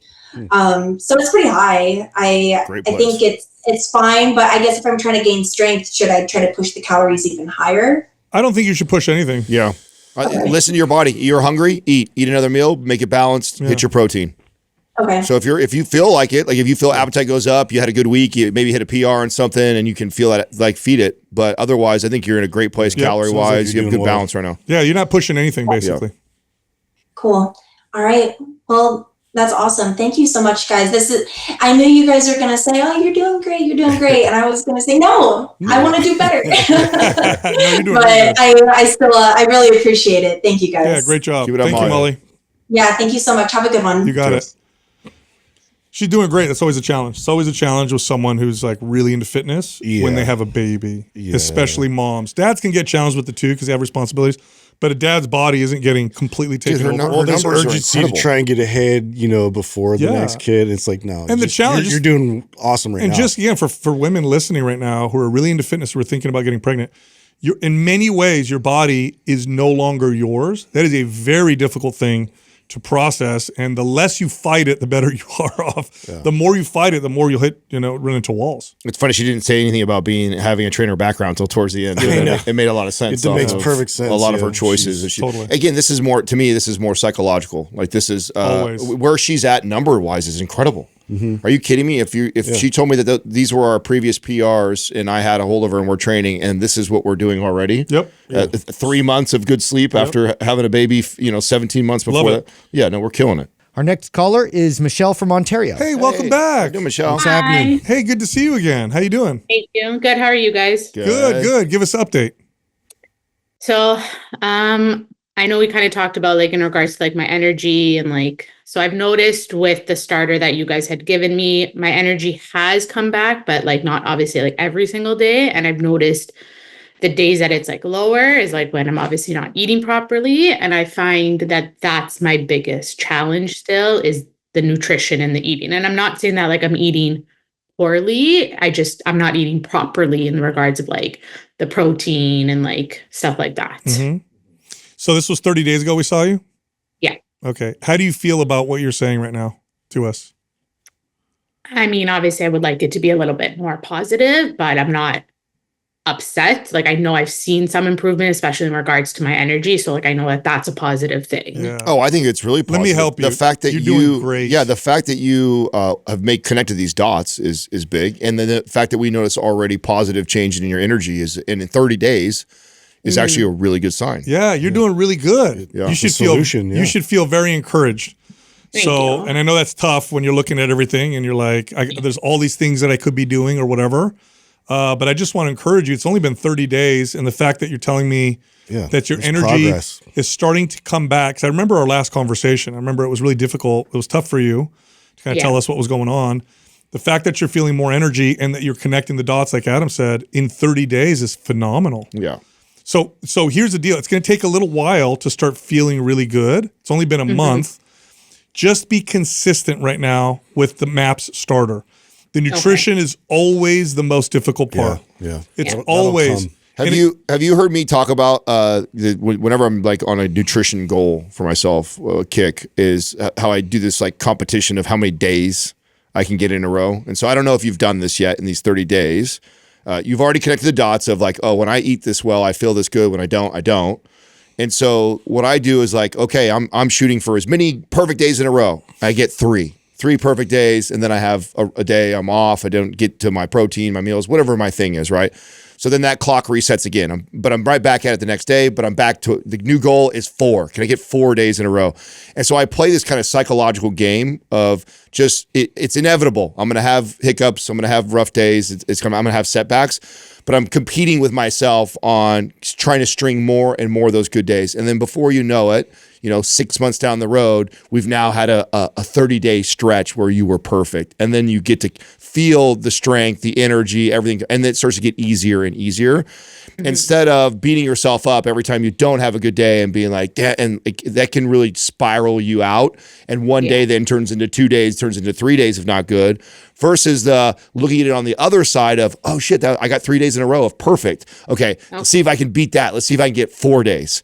And so flip it on its head. Instead of when you have a hiccup, a bad day, don't look at it as a bad thing. Look at it as an opportunity of, that's my new goal. My new goal is I haven't done 4 days in a row. I'm going to get 4 days in a row. And then you get that and you get to 6 and you're like, oh shit, I got 6. Oh, you know what I'm saying? And it's a huge change in the mental shift. And it's helped me out. It's helped clients out that I get them to reframe it. Otherwise, we tend to spiral out when and we beat ourselves up, and then 1 turns into 2 to 3 days in a row bad, versus like, of course I was going to have a bad day happen. I'm back on it. New goal is 4 or 5 days, and keep competing with yourself like that. Michelle, you also, in your email, it says your steps are up too. Yeah. So the steps have gone up a lot. Well, not a lot, but like I've definitely noticed that like they've gone up. My husband and like we like to go for walks now at night. So we're trying to like increase that whenever the weather has been like good.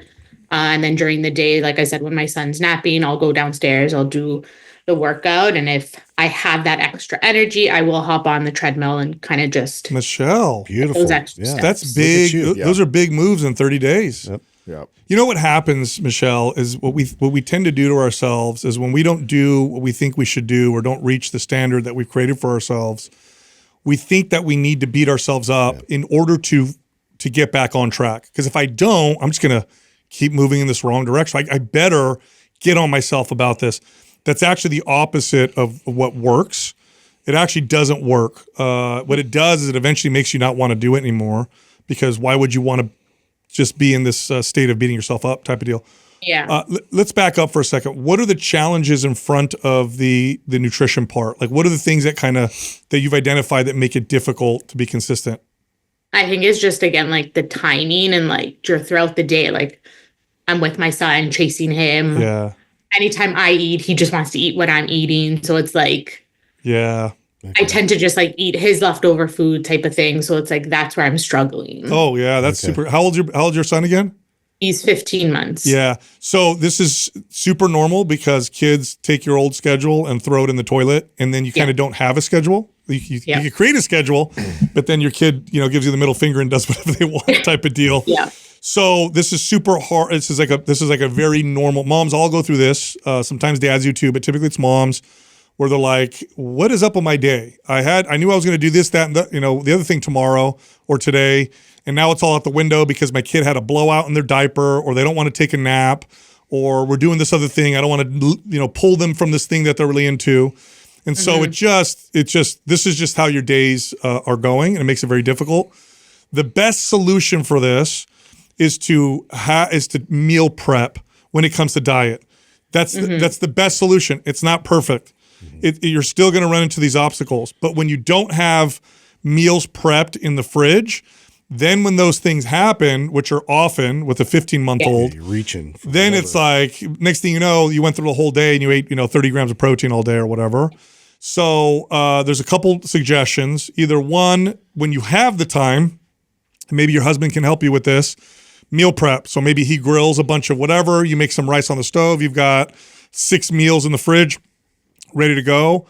Or you find ready to eat simple meals like high protein Greek yogurt would be an example. Cottage cheese and fruit is another example. And those are just available and they're easy. And then you hop on it. And I'm just going to say this to you, Michelle, the nutrition part's going to always be the difficult part. It's going to always be more difficult than the workout part. But you're in the first 30 days and you're doing really well. A good goal for us the next 30 days is to attempt to do what Sal said. Even if we've done no prep days, at least getting a day or two where we've tried to prep like that and set yourself up. So that's a good goal. And then the reframing that I talked to you about is just, it's inevitable we're going to have a bad day. You have a kid. He is going to throw you a curveball in the next 30 days for sure and throw a day off. That's okay. How many days did you get in a row of good nutrition? Yeah. And then compete with yourself that way. So reframe. And then the prepping things, that's the next 30 days, that's our goal. Totally. Like that's all I'd want you to focus on. And then let's see where we've progressed next month. What are you doing 30 days from now, Michelle? Back to work. Yeah. You want to get back on the show? Can we talk to you again? Yeah. Let's coach you again. Yep. Okay. Yep. Let's do that, okay? Okay, perfect. All right. All right, we'll see you in 30 days. Doing great. You're doing good. Yep. Thank you so much. You got it. All right. Bye. Bye. You know what the big difference was between this call and the last one? She's smiling. Oh, yeah. Yeah, energy. I mean, you remember could- our last call with her. Oh It was God, really difficult. Yeah, no, it was really emotional. It was really emotional. She was really down energy wise. down on herself. Yeah. Yeah, I mean, that reframing has helped so many of my clients. It helps me still It's to gold. this day. It's gold. It's such a because you get in your head, you fuck up, and then what ends up happening is that turns into 2-3 days because Totally. you're like, oh, F it, versus going like, oh, how many did I get in a row? Like Yeah. totally flipping it on a positive. 100%. Yeah. Where's the positive? Let's And then find just like, okay, can I? And then what helps is when you, let's say it was 3 days and she messed up at 4. And then she's like, and she reframes it. It's not like, don't dwell on the mess up. It's like, I got 3 days in a row. So now I'm going for 4.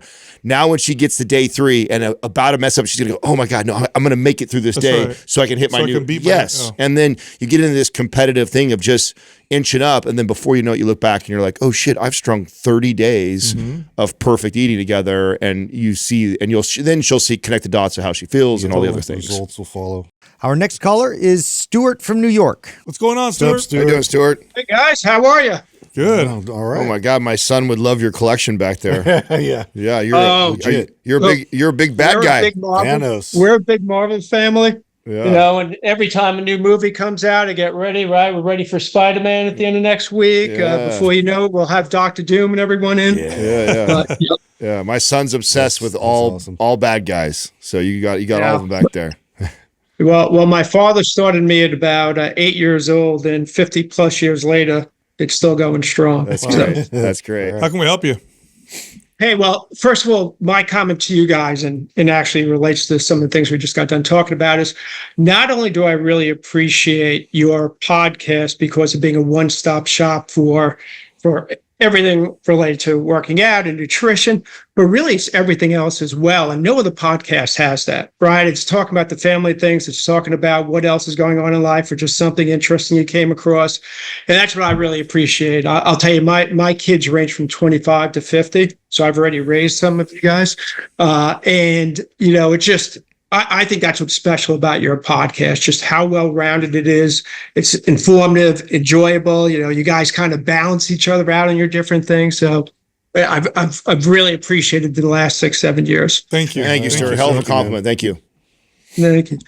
So, you know, my reason for calling in, and maybe I'll give you a little background, which will also serve as a PSA, is on this past New Year's Eve, I received the gift of stage 4 melanoma diagnosis. So I will tell you that coming close to being 60 years old a couple of years ago, I thought about what are those things that you can prepare for to, you know, whether you're thinking about things like cancer or neurological issues or cardiovascular jumped out. And so I had done a first chest exam in April of 2024. And then all clear, beautiful. And then 18 months later, mid-December, I go for another one and we find a lump in my lung. And the reason I bring this up is because, you know, we don't think about how important it is to do regular checkups. And if not for the interest in cardiovascular, I would have never found this out, because here I am working out 5-6 days a week, feeling great, no weight loss. All these things are positive, but at least it allowed me, you know, the exam to find out something's wrong. And we quickly moved during those next 2 weeks to, it's not a lump in the lung, but it's that's not the point of origin. It was melanoma throughout my GI tract. I've had a few lesions in my brain. And just to also start this on an uplifting point, breaking news just 2 hours ago, had the most recent PET scans, and after 6 months of treatments, everything's starting to shrink. So, you know, that's the positive side about this. I'm interested in speaking to you guys because I still have another 6 months of treatment to go. This has been a real roller coaster of at times. It is what I'm doing is known as immunotherapy. So there was no way to do things surgically or with chemotherapy. So I have immunotherapy, which I have infusions anywhere from every 3 to 4 weeks for the brain nodules. I've done this gamma knife, which has so far been, you know, effective in getting those out. And at times, the immunotherapy will knock me out so much that I can't work out at all. And then I also have what's known as, immune-related affective disorders, where either the kidney or the liver or something else is being affected, as the immunotherapy, which basically ramps up your immune system to go after the cancer. It also tends to go after some healthy items at times. My thyroid is completely gone, has been decimated. And I would say that my working out has been consistently inconsistent. And to also give you just a little bit more on my thought processes, I have had psoriatic arthritis for 30 years. I've also always been the type of person who think, if you sit there and say, well, this is sore, this aches, so I'm not going to work out, then it just continues to be a vicious circle, right? You don't work out, you gain weight, something else gets worse. And so I have always worked out, which I have found to be helpful from a physical as well as a mental perspective. And especially now going through all this, not being able to work out consistently has been an issue. I do not feel like it's a strength thing, but at times, I'll tell you, for example, a couple of weeks ago, because of some elevated liver and kidney blood levels, I had to do no working out at all because that also impacts your liver numbers. And that's why I go to this whole consistently inconsistent. I've thought about, okay, do you do full body? Do you do, upper and lower? I myself have always been a muscle group person, right? Chest tries, back buys, shoulders, legs, etc. And so, I'm coming to you guys, and by the way, I'm coming to you guys while I'm not wearing my Valori pants. I do have my Caldera moisturizer on. So, that's why you look so. That's why you look so young. I was wondering, why does this dude look? Why does he look younger than Sal? This is not right. Yeah. At 60, that Adam has been a lot of help. And look, I also, when I work out, 60 to 75 minutes. So it's also over a long period. I would typically say maybe 5 different exercises, depending upon how I feel, 4 to 5 sets of those. And I know in the back of my head, I can, for this process, I can hear Adam saying, well, the least amount of effort for the most amount of getting there and success. But there's a little bit of mental block on that as well. And so, as I say, I think to summarize it, I was thinking, here I am, another 6 months of treatment at a minimum. And it would be great to understand any of your guys' experience working with people who have cancer, who for different reasons, and I know there's multiple, it's a roller coaster of events, that you've either assisted or just have thoughts about how to proceed from a working out perspective. Yeah. I appreciate you calling in, Stuart, and you're doing really well. Yeah. How long have you been working out?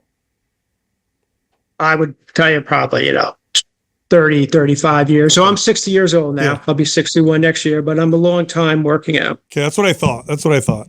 So I've worked with a few people with diagnosis, similar but different. And I think the way you're approaching it is right. I think what would help is if you take health and you enlarge the sphere of things that contribute to better health. In other words, I'm going to do something every day to improve my health, which includes mental health, spiritual health, physical health. Okay, so an example would be I'm wiped. I'm wiped from my treatment. I can't work out. Can I read something that's going to make me feel better mentally? Can I stretch? Can I go for a walk? So every single day, I watch a good Marvel movie. I mean, every single day you want to do something for yourself. So you want to have that hour every day. This is the hour I take care of myself. And I would trust you to do this because you've been working out for so long. What is going to be best for me in this hour? And then whatever you do is great. And so it's not going to look very structured because of the unpredictability of what you're experiencing.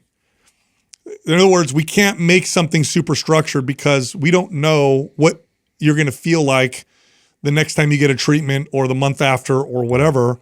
And so what you do, all you do, here's your consistency. Every day, this is the time that I do something to make myself feel better. Could be a massage. It could be yoga, could be watching something that's uplifting because that's all you could do. Could be meditation or prayer. Could also be lifting weights. Could be cardio. And that's just the way you're going to. So the consistency is for what I'm going to do every single day for an hour is something that's going to contribute to improving my health. And then you decide what that is. You already said what I would say to you, because you're the type of client that I have to pull back, not push and motivate to go do more shit.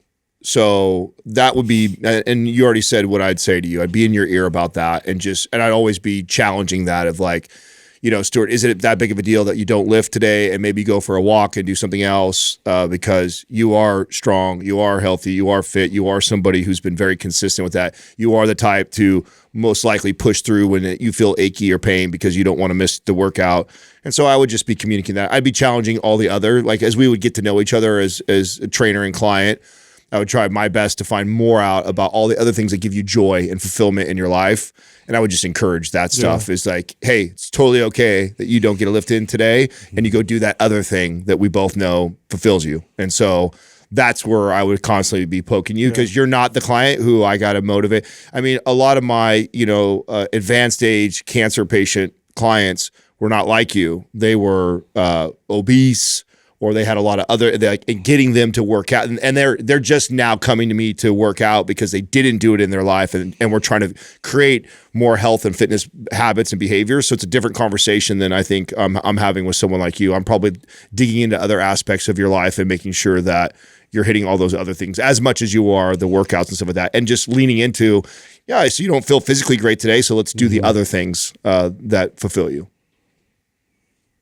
What do you guys think about, just when I look at the next 6 months, now that I've gotten these results, I at least know where I'm heading, for the time being, which is a monthly immunotherapy.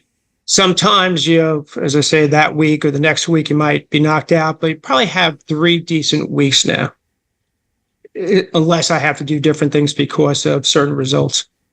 What are your thoughts about the full body versus, upper body, lower body, thinking, okay, if you know you're going to get maybe 3 days in during those 3 weeks of the month, is one better than the other, just so you're not missing a body part? No, we're missing whatever you enjoy more. Yeah, and we're missing the big picture here. Right. So, I would prefer maps 15, Stuart, which would be torturous for the 70-minute workout guy, just so you know. Like it's about how you feel the next day more than anything. Can I do it 5 times that day? Well, the thing you got to consider, Stuart, is it's not just about when you feel crummy from the immunotherapy. It's also cumulative stress over time. And so what we don't want to do, so here's the trap that might happen. Okay, I got 3 good weeks, I'm going to get after it because I know next week I'm not going to work out. Yeah. So I'm going to make up for that week. You're going to overload it by getting after it the next 3 weeks. Yeah. That's a trap. So it's literally, I know on week 4, my body's going to be fighting. So I'm going to take care of myself going into that week 4. Yeah. That'll serve you much better. The beautiful part about being as healthy as the beautiful part about a man that has put in 35 plus years of being consistent with lifting weights is how little you have to do to keep all that shit. It's very, very. You did the hard work. 35 years. 35 years of being that consistent guy who lifts and loves to work out in those splits and do hour and a half workouts. And so now you're at a time in your life where you can still maintain that muscle mass and that strength and that health with very little of that time that you've put into it. And the challenging part is the psychological part, because you've trained yourself so well to do that for so long. So again, if you and I were training together, I'd be constantly reminding you that, Stuart, dude, when you literally, if you get to the gym and you can do 2 of those good exercises, that's it. You're perfect. Yeah. You're good. You'll get better results. We're good. Anyway. And yeah, exactly. You'll get better results. You'll feel just as strong, just as capable. And to Sal's point, I'm not teetering on that red line, getting ready to go into. Which, by the way, that red line is moved to the left quite a bit because of what you're going through. Yeah. So what used to be appropriate for you, volume and intensity, is very different right now. Tolerance is different. Yeah. Yeah. So that's the way you got to approach it. Don't try to make up for that week or so with the week, 3 weeks or 2 weeks that you feel good. Yeah. Especially being down 15 pounds. I've gained a little bit of it back, but that's the other part, right? I'm used to Sure. performing a certain way. Those days I work out, I'm not feeling weak. I do feel strong. It's mentally thinking, okay, you can't be pushing your max. You got to be pushing 60, 70, sometimes 50% of your max and going from there. Yeah, no, every day you do something that try to separate yourself and say, okay, how can I take care of this guy right now? Yep. What's the right thing to do for this guy? Yep. How would I train myself if I was my friend? And you've got that hour, and then you do whatever that looks like. And a lot of times it's going to look like not a workout. Yeah.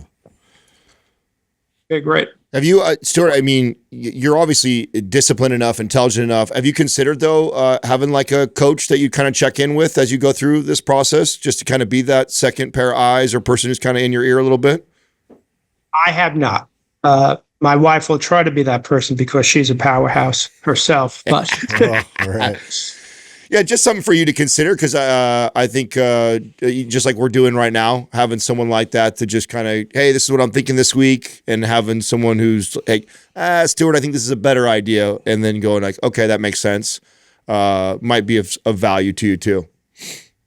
no, it's definitely something to think about. Look, we are all in different areas, feel like we have enough knowledge, but it's kind of like reading a magazine or watching this program, where you're always going to get one nugget out of it at least, right? Aha, I didn't think about that in a different, let me look at it through that lens, that perspective. Totally. Yep. It's also you're just letting somebody else run it for you. Yeah. You know? Outsourcing. That's right. Well, I appreciate it. Yeah, you're doing good, brother. You guys keep doing what you're doing. I wish you nothing but the best of luck as you continue to go and enjoy every single phase with your children. Thank you. I mean, each one's special in each attempt. Do you mind if I do a shout out? No, go for it. I'd like to give a shout out to my wife, especially as I think about your guys' program. So my wife, Grace, who also goes by Senior Strong, has been phenomenal. She's an emotional powerhouse when it comes to emotional support for me for these last 6 months, and also in the gym. And the reason why I bring this up is she's everything you keep preaching to women. She's 68 years old, 120 pounds soaking wet. Meanwhile, uses a 120-pound dumbbell when she does elevated, sumo squats, or pushes 300 pounds plus on our sled that we have in our basement gym. And, she's strong, lean, powerful, sexy, and not at all bulky. And it's everything you got, these two things, everything you guys preach to your community about, the emotional powerhouse and also being the strength powerhouse is everything. She embodies a true model of that. That's great. That's awesome. That's what a great partner to have. Sweet. Yep, it is. That's why I say listen, I should be your coach. Honey, I listen to you about everything else. But guys, you have a great day, and I appreciate your time and your input, and keep doing what you're doing. Thanks, Stuart. Right. Thanks, Stuart. Thanks. Yeah, that's tough. Yep. Great call. That's tough, but I have a few clients like this, and the workouts sometimes look like workouts. Sometimes they look like we would go around hanging out. We go for a walk. Right. Sometimes it look like I'm rubbing their feet in the session, and it's too unpredictable to create a schedule. The only schedule is I'm gonna do something every day. Yeah. To do care for myself. something and listen to your body. This is why you did this for 35 years. I mean, this is the perk of it, is that, again, this is why he's unique, because at least for me, I didn't get a lot of clients. No, you're right. Like him. No. Normally, when they hired me, they got this bad news, and they were not doing anything. They weren't doing anything. They were unhealthy, and then now here I am trying to make up, and I'm trying to balance everything he's balancing from a health perspective, while also trying to introduce them to strength training, and you're juggling that, right? He's totally different. He's built this incredible consistency around lifting weights and strength, and you can see how good he looks. He has to do very little in the weight room to maintain all of that stuff that he's done.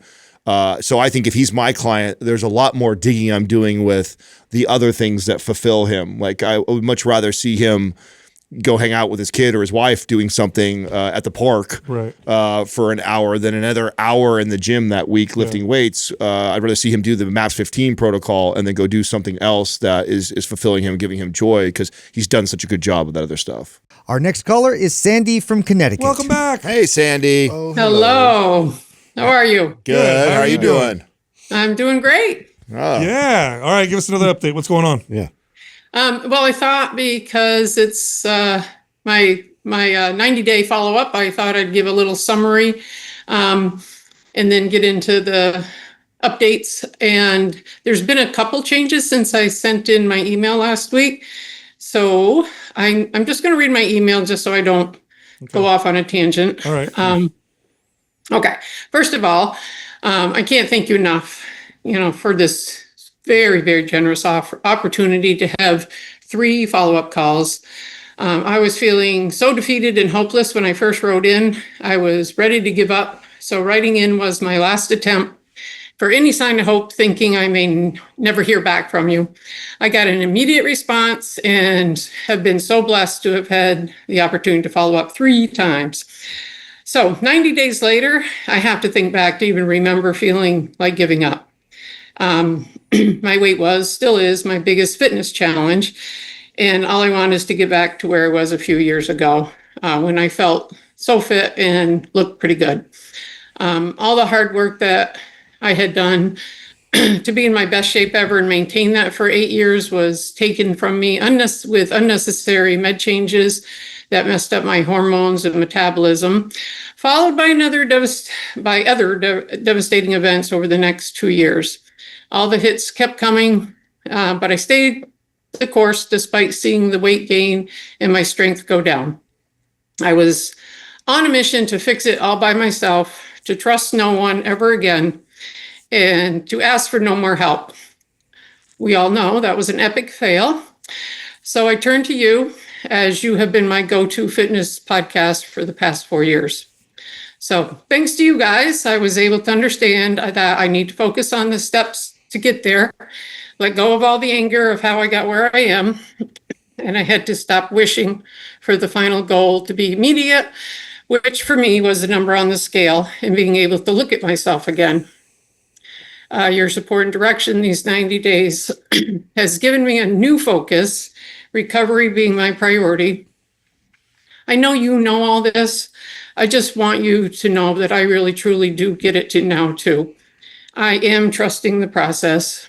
You've given me the tools, the motivation, and the will to power through and reclaim my former self despite all the challenges. So thank you from the bottom of my heart. Thank you. No more tears today. I have to give a shout out to my trainer, Greg. He has supported me through these changes by incorporating all your recommendations into my workout and listening endlessly to my comments about my mind pump boys. He wasn't 100% sold on the changes, but said that I was going to be his guinea pig to test these ideas. He took total control and he watched the numbers so I could let them all go. My priorities went from the scale to building my community, stress management, improving my sleep, and workouts and nutrition being last on the list, which was very weird and challenging for me, given what my goal was when we first talked. So here we are, 90 days. Here's my updates. I'm becoming more of a regular at church rather than the new lady. I have to apologize. We're in the middle of a thunderstorm. So if you're hearing all that, and hopefully I don't lose connection. Okay. I did talk to a few people at the coffee donut hour last week at the end of service, and I have 2 people wanting to walk with me. Yeah. Pastor Dan is going to announce it next week at the service to invite others. He absolutely loved the idea, and we're going to work together on growing healthier in a church community. And I found out, by the way, that before he was a pastor, he was a personal trainer. Oh, what do you know? So That's great. Divine intervention brought us together. Love it when he does that. Yep. I am consistently averaging 6 hours of sleep at night. I've had some 7 hours. I even had an 8 hours. Wow. So, yeah, that's huge. 90 days ago, it was about 4 hours. It's awesome. I am using a Fitspiration journal daily, and that's tracking healthy habits, gratitude, appreciation, inspiration, plans and outcomes instead of food tracking and instead of tracking my weight. I am able to really focus on my fitness goals again versus using exercise as an avoidance tactic, which I was doing. Setting the small achievable goals is working. It's slower than I'd like, but I am focusing on the positive outcomes so far. The prime warm-up and adding the pelvic tilt exercises has helped my back so much. If there's anything else you want to throw at me to do for that, that would be greatly appreciated, but so much better. Thank you. Nutrition. I followed your advice from last time and focused on the problem areas rather than, beating myself up for not tracking and, not being perfect all day. My problem areas were dinner and snacks. So I'm doing 4 meals a day, 50 grams of protein, breakfast, lunch, and dinner, and 20 grams for that snack. No tracking. I am planning ahead for dinner just to make sure that I'm prioritizing my protein and having whole foods available. And I do prep my protein on Sunday for my salads for the week, which is just a lot of chicken. So I did the Evil body scan back in April for my baseline. If you remember me telling you how awful that was and how hard it was. But Greg didn't let me look at the numbers, which was awesome. My plan was to repeat it in 90 days so I could give you the results, which I was dreading. And Adam, as you pointed out, and I thank you forever, that's not my business. That's Greg. Those are numbers for Greg to do his job. So I went back and told Greg that those are his numbers. And so anyway, I decided to do it. I did it for all of us. So we could see these numbers and see, but that's one reason. The other reason was I was feeling really strong and feeling really strong. My clothes are feeling different. So I was like, there's got to be some improvement. So let me try it. So I did it. So the outcome is I did go up another pound since April. But I lost 3.3 pounds of fat and I gained 4.4 pounds of muscle. Yeah. Oh, yeah. How does that feel? Oh my gosh. Awesome. I mean, I don't care about that 1 pound. Hopefully Greg's a believer now. Oh, Yeah. man. Oh yeah. Yeah. I mean, those are stellar numbers. Yeah, That's you got to be happy with that. That's a 7-pound swing in the positive by That's a major body composition by change. not obsessing over the numbers and just focusing on other things. I mean, I don't think I possibly could have got better results. Nope. Yeah. In that amount of time, where our sleep is, everything that's going, I don't think that I could have possibly done that's as perfect as you could have done. Yep. Well, it's been over 3 years since I've seen any muscle gain at all. And, and I've been being told that at my age, I'll be 67 on Saturday. Happy birthday. That I won't see muscle gain.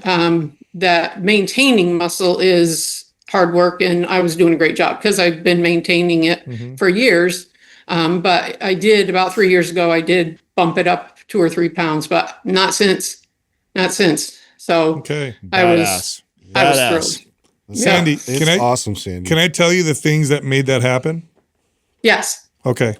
You built community. You stopped stressing over macros, and your sleep got better. Those are the 3 things that made that change with your body composition. It wasn't, I worked out harder, I worked out more consistent, I tracked my macros, I cut my calories. It was in the order that I'm giving you: community. I'm not stressing over everything. I'm just kind of looking at my protein, and I'm getting better sleep. And the reason why I'm telling you this, because here's what may happen now. You may want to push the pedal a little bit. You may be like, yeah, we're moving in the right direction. Let's go. I'm going to start tracking again. I'm going to start pushing things. I'm going to pull you away from that. Continue building your community. I love what your pastor is supporting you doing. I love that. I think that's going to bring you so much value and quality of life. I think you're going to help somebody else is what's going to happen. I think you're going to get someone else that's going to need help, and you're going to be able to coach them just as a friend, and that's going to be so valuable. Your sleep's going to continue to improve, and I don't think you ever need to track your food again. Well, I'm glad you said that, because I was kind of feeling, woohoo, let's go. Let me get back to perfect in all areas. So you did perfect. You did perfect. I just want to make that clear that I don't think we possibly could have done better. By the way, too, I'm looking at the numbers. I've got the whole thing from Greg. Plus 9.5% on skeletal muscle mass. Yeah, the numbers are insane. To get that kind of response is incredible. So we could only screw it up by trying to overthink it and overdo it. It's like what you're doing is perfect. Don't get in the way. Just keep your head down, keep moving forward, keep doing the things you're doing. That's it. And I'll tell you what, if the opportunity, I feel like this is going to happen, Sandy, but if the opportunity presents itself for somebody that could use your help, I think you taking on a client would be phenomenal. I think you meet someone at the church and they need help, and you talk with them. You're like, hey, you know what? You mind if I help you? I've been tracking food for a while. I've been working out for a little while. I'd love to coach you, or I'd love to do these walks with you. Or if you want to get on a call, I think that would be phenomenal for someone like you. And I think you would do a good job. I would love that. Yeah. Yeah. There were a couple of people at church. One of the things that he does during the service is ask if anybody wants to share a joy or a concern. And there were 2 people that lost family members pretty young this past week. And for illnesses that, in my mind, probably could have been prevented, you know. So I think the timing was good for, hey, anybody want to walk? Instead of eat donuts.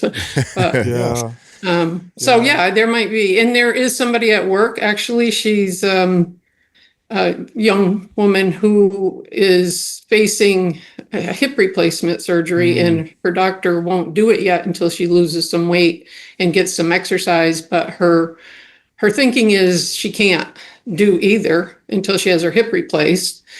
And so it's just a vicious circle. And it's like, yeah, there's things you could do. And, so. Just offer to help. That's so great. I heard something the other day, which I thought was so incredible.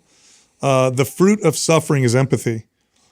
And I think the people who've gone through it and really been challenged, in my experience, they're the best coaches. Yeah, I told her, let's just chat. She was trying to walk and said, I'll walk. Look, why don't we it's too hot now, et cetera. And I said, we just walk up and down the hall at a slow pace and wonderful. Let me tell you about my dietitian that I worked with, and here's a podcast you should listen to. But she's not going to go in the gym, lift heavy stuff. I know that, but I had to share my really old before picture, and I didn't share my when I look my best picture because I don't look like that right now. But even my previous, my before picture to now she's like, oh my God. I said, yeah. I said, no, I don't run. I don't do a lot of cardio. I said, I pick up heavy shit. Sandy, good job. What a success story. So when we hang up, I want you to send Doug an email of your shirt size and Greg's shirt size, and I want to send a Mind Pump shirt to Greg. Oh my God, that's so awesome. Yeah. So we'll send that to you. So awesome. Yeah. Hopefully we've made him a believer now. Yep. And definitely. And you know what? I have sent him a few episodes that I was like, you need to listen to this one. This one's about us. And he listens to them on the way home. And I'm doing a 3-minute rest now between my exercises. And I'm fine with it. I really see the benefit. So awesome. I am telling all your listeners who are not believers, I was a non-believer of that. I thought that makes no sense. I'm telling you what a difference. So yeah, that's perfect. Great. And so when he said that I was going to be his guinea pig, and he said he was doing the long rest in some of his workouts now just to, expand the research project here. So great. So I got a shirt. I got a T-shirt with a guinea pig on the front of it that I wear. So that's awesome. Right on, Sandy. Sandy. So great. Sandy, love you. Thank Great you so update. much. This Yeah. has been great. Stay in touch. If you need more help later on, let us know. Yep. If you're ever in California, reach out to us, and we'd love to meet you. That would be awesome. And, you know, I know everybody tells you guys what a difference you make and lives you save. I hope you really hear that. I mean, what a difference. So thank you so much. Thank you, Sandy. Thank you, Yep. Sandy. Thank you. Hey. All right. That's wonderful. Get me all emotional. I know. Yep. That's why, Bro, 7-pound swing. Dude, That's why coaches do everything what they going do. in the right direction. Bro, at her age, with barely remember her in her getting her sleep improved. Do you remember her in her first call? Yeah. Oh man, That was she was rough. really Really down. Well, we don't. I mean, we Doing it. don't. We It don't was normally really do hard. three checkbacks. I know all of us were really concerned that she was going to turn. Yeah. So, you know, it took about 90 days. It took about 90 days for it all to finally happen for her. total So 180 going on. And the fact that talk about a little, what coincidence, I guess you could call it, but we know what it is. That Pastor used to be a trainer. Oh yeah, So she's like, and he's going to make an announcement. divine intervention. And I wouldn't be surprised. if that there were a few people that Sandy just started to help through this process. Yep. yeah, You know, so phenomenal. great story. All right, I know you liked that episode. If you did, check this one out. How strong should you be? Ever wonder if you're actually strong, or at least compared to people like yourself? Today's episode, we're going to talk about that, and we're going to help you determine how strong you should be, and also talk about the steps to getting strong as fast as possible. In fact, we're going to talk about the fastest way to get bigger and stronger all at the same time. Just I know keeps you. Adam up at night. Yes, it does actually, and I know that you wrote a really complex episode here, but I think Justin's metric has been the one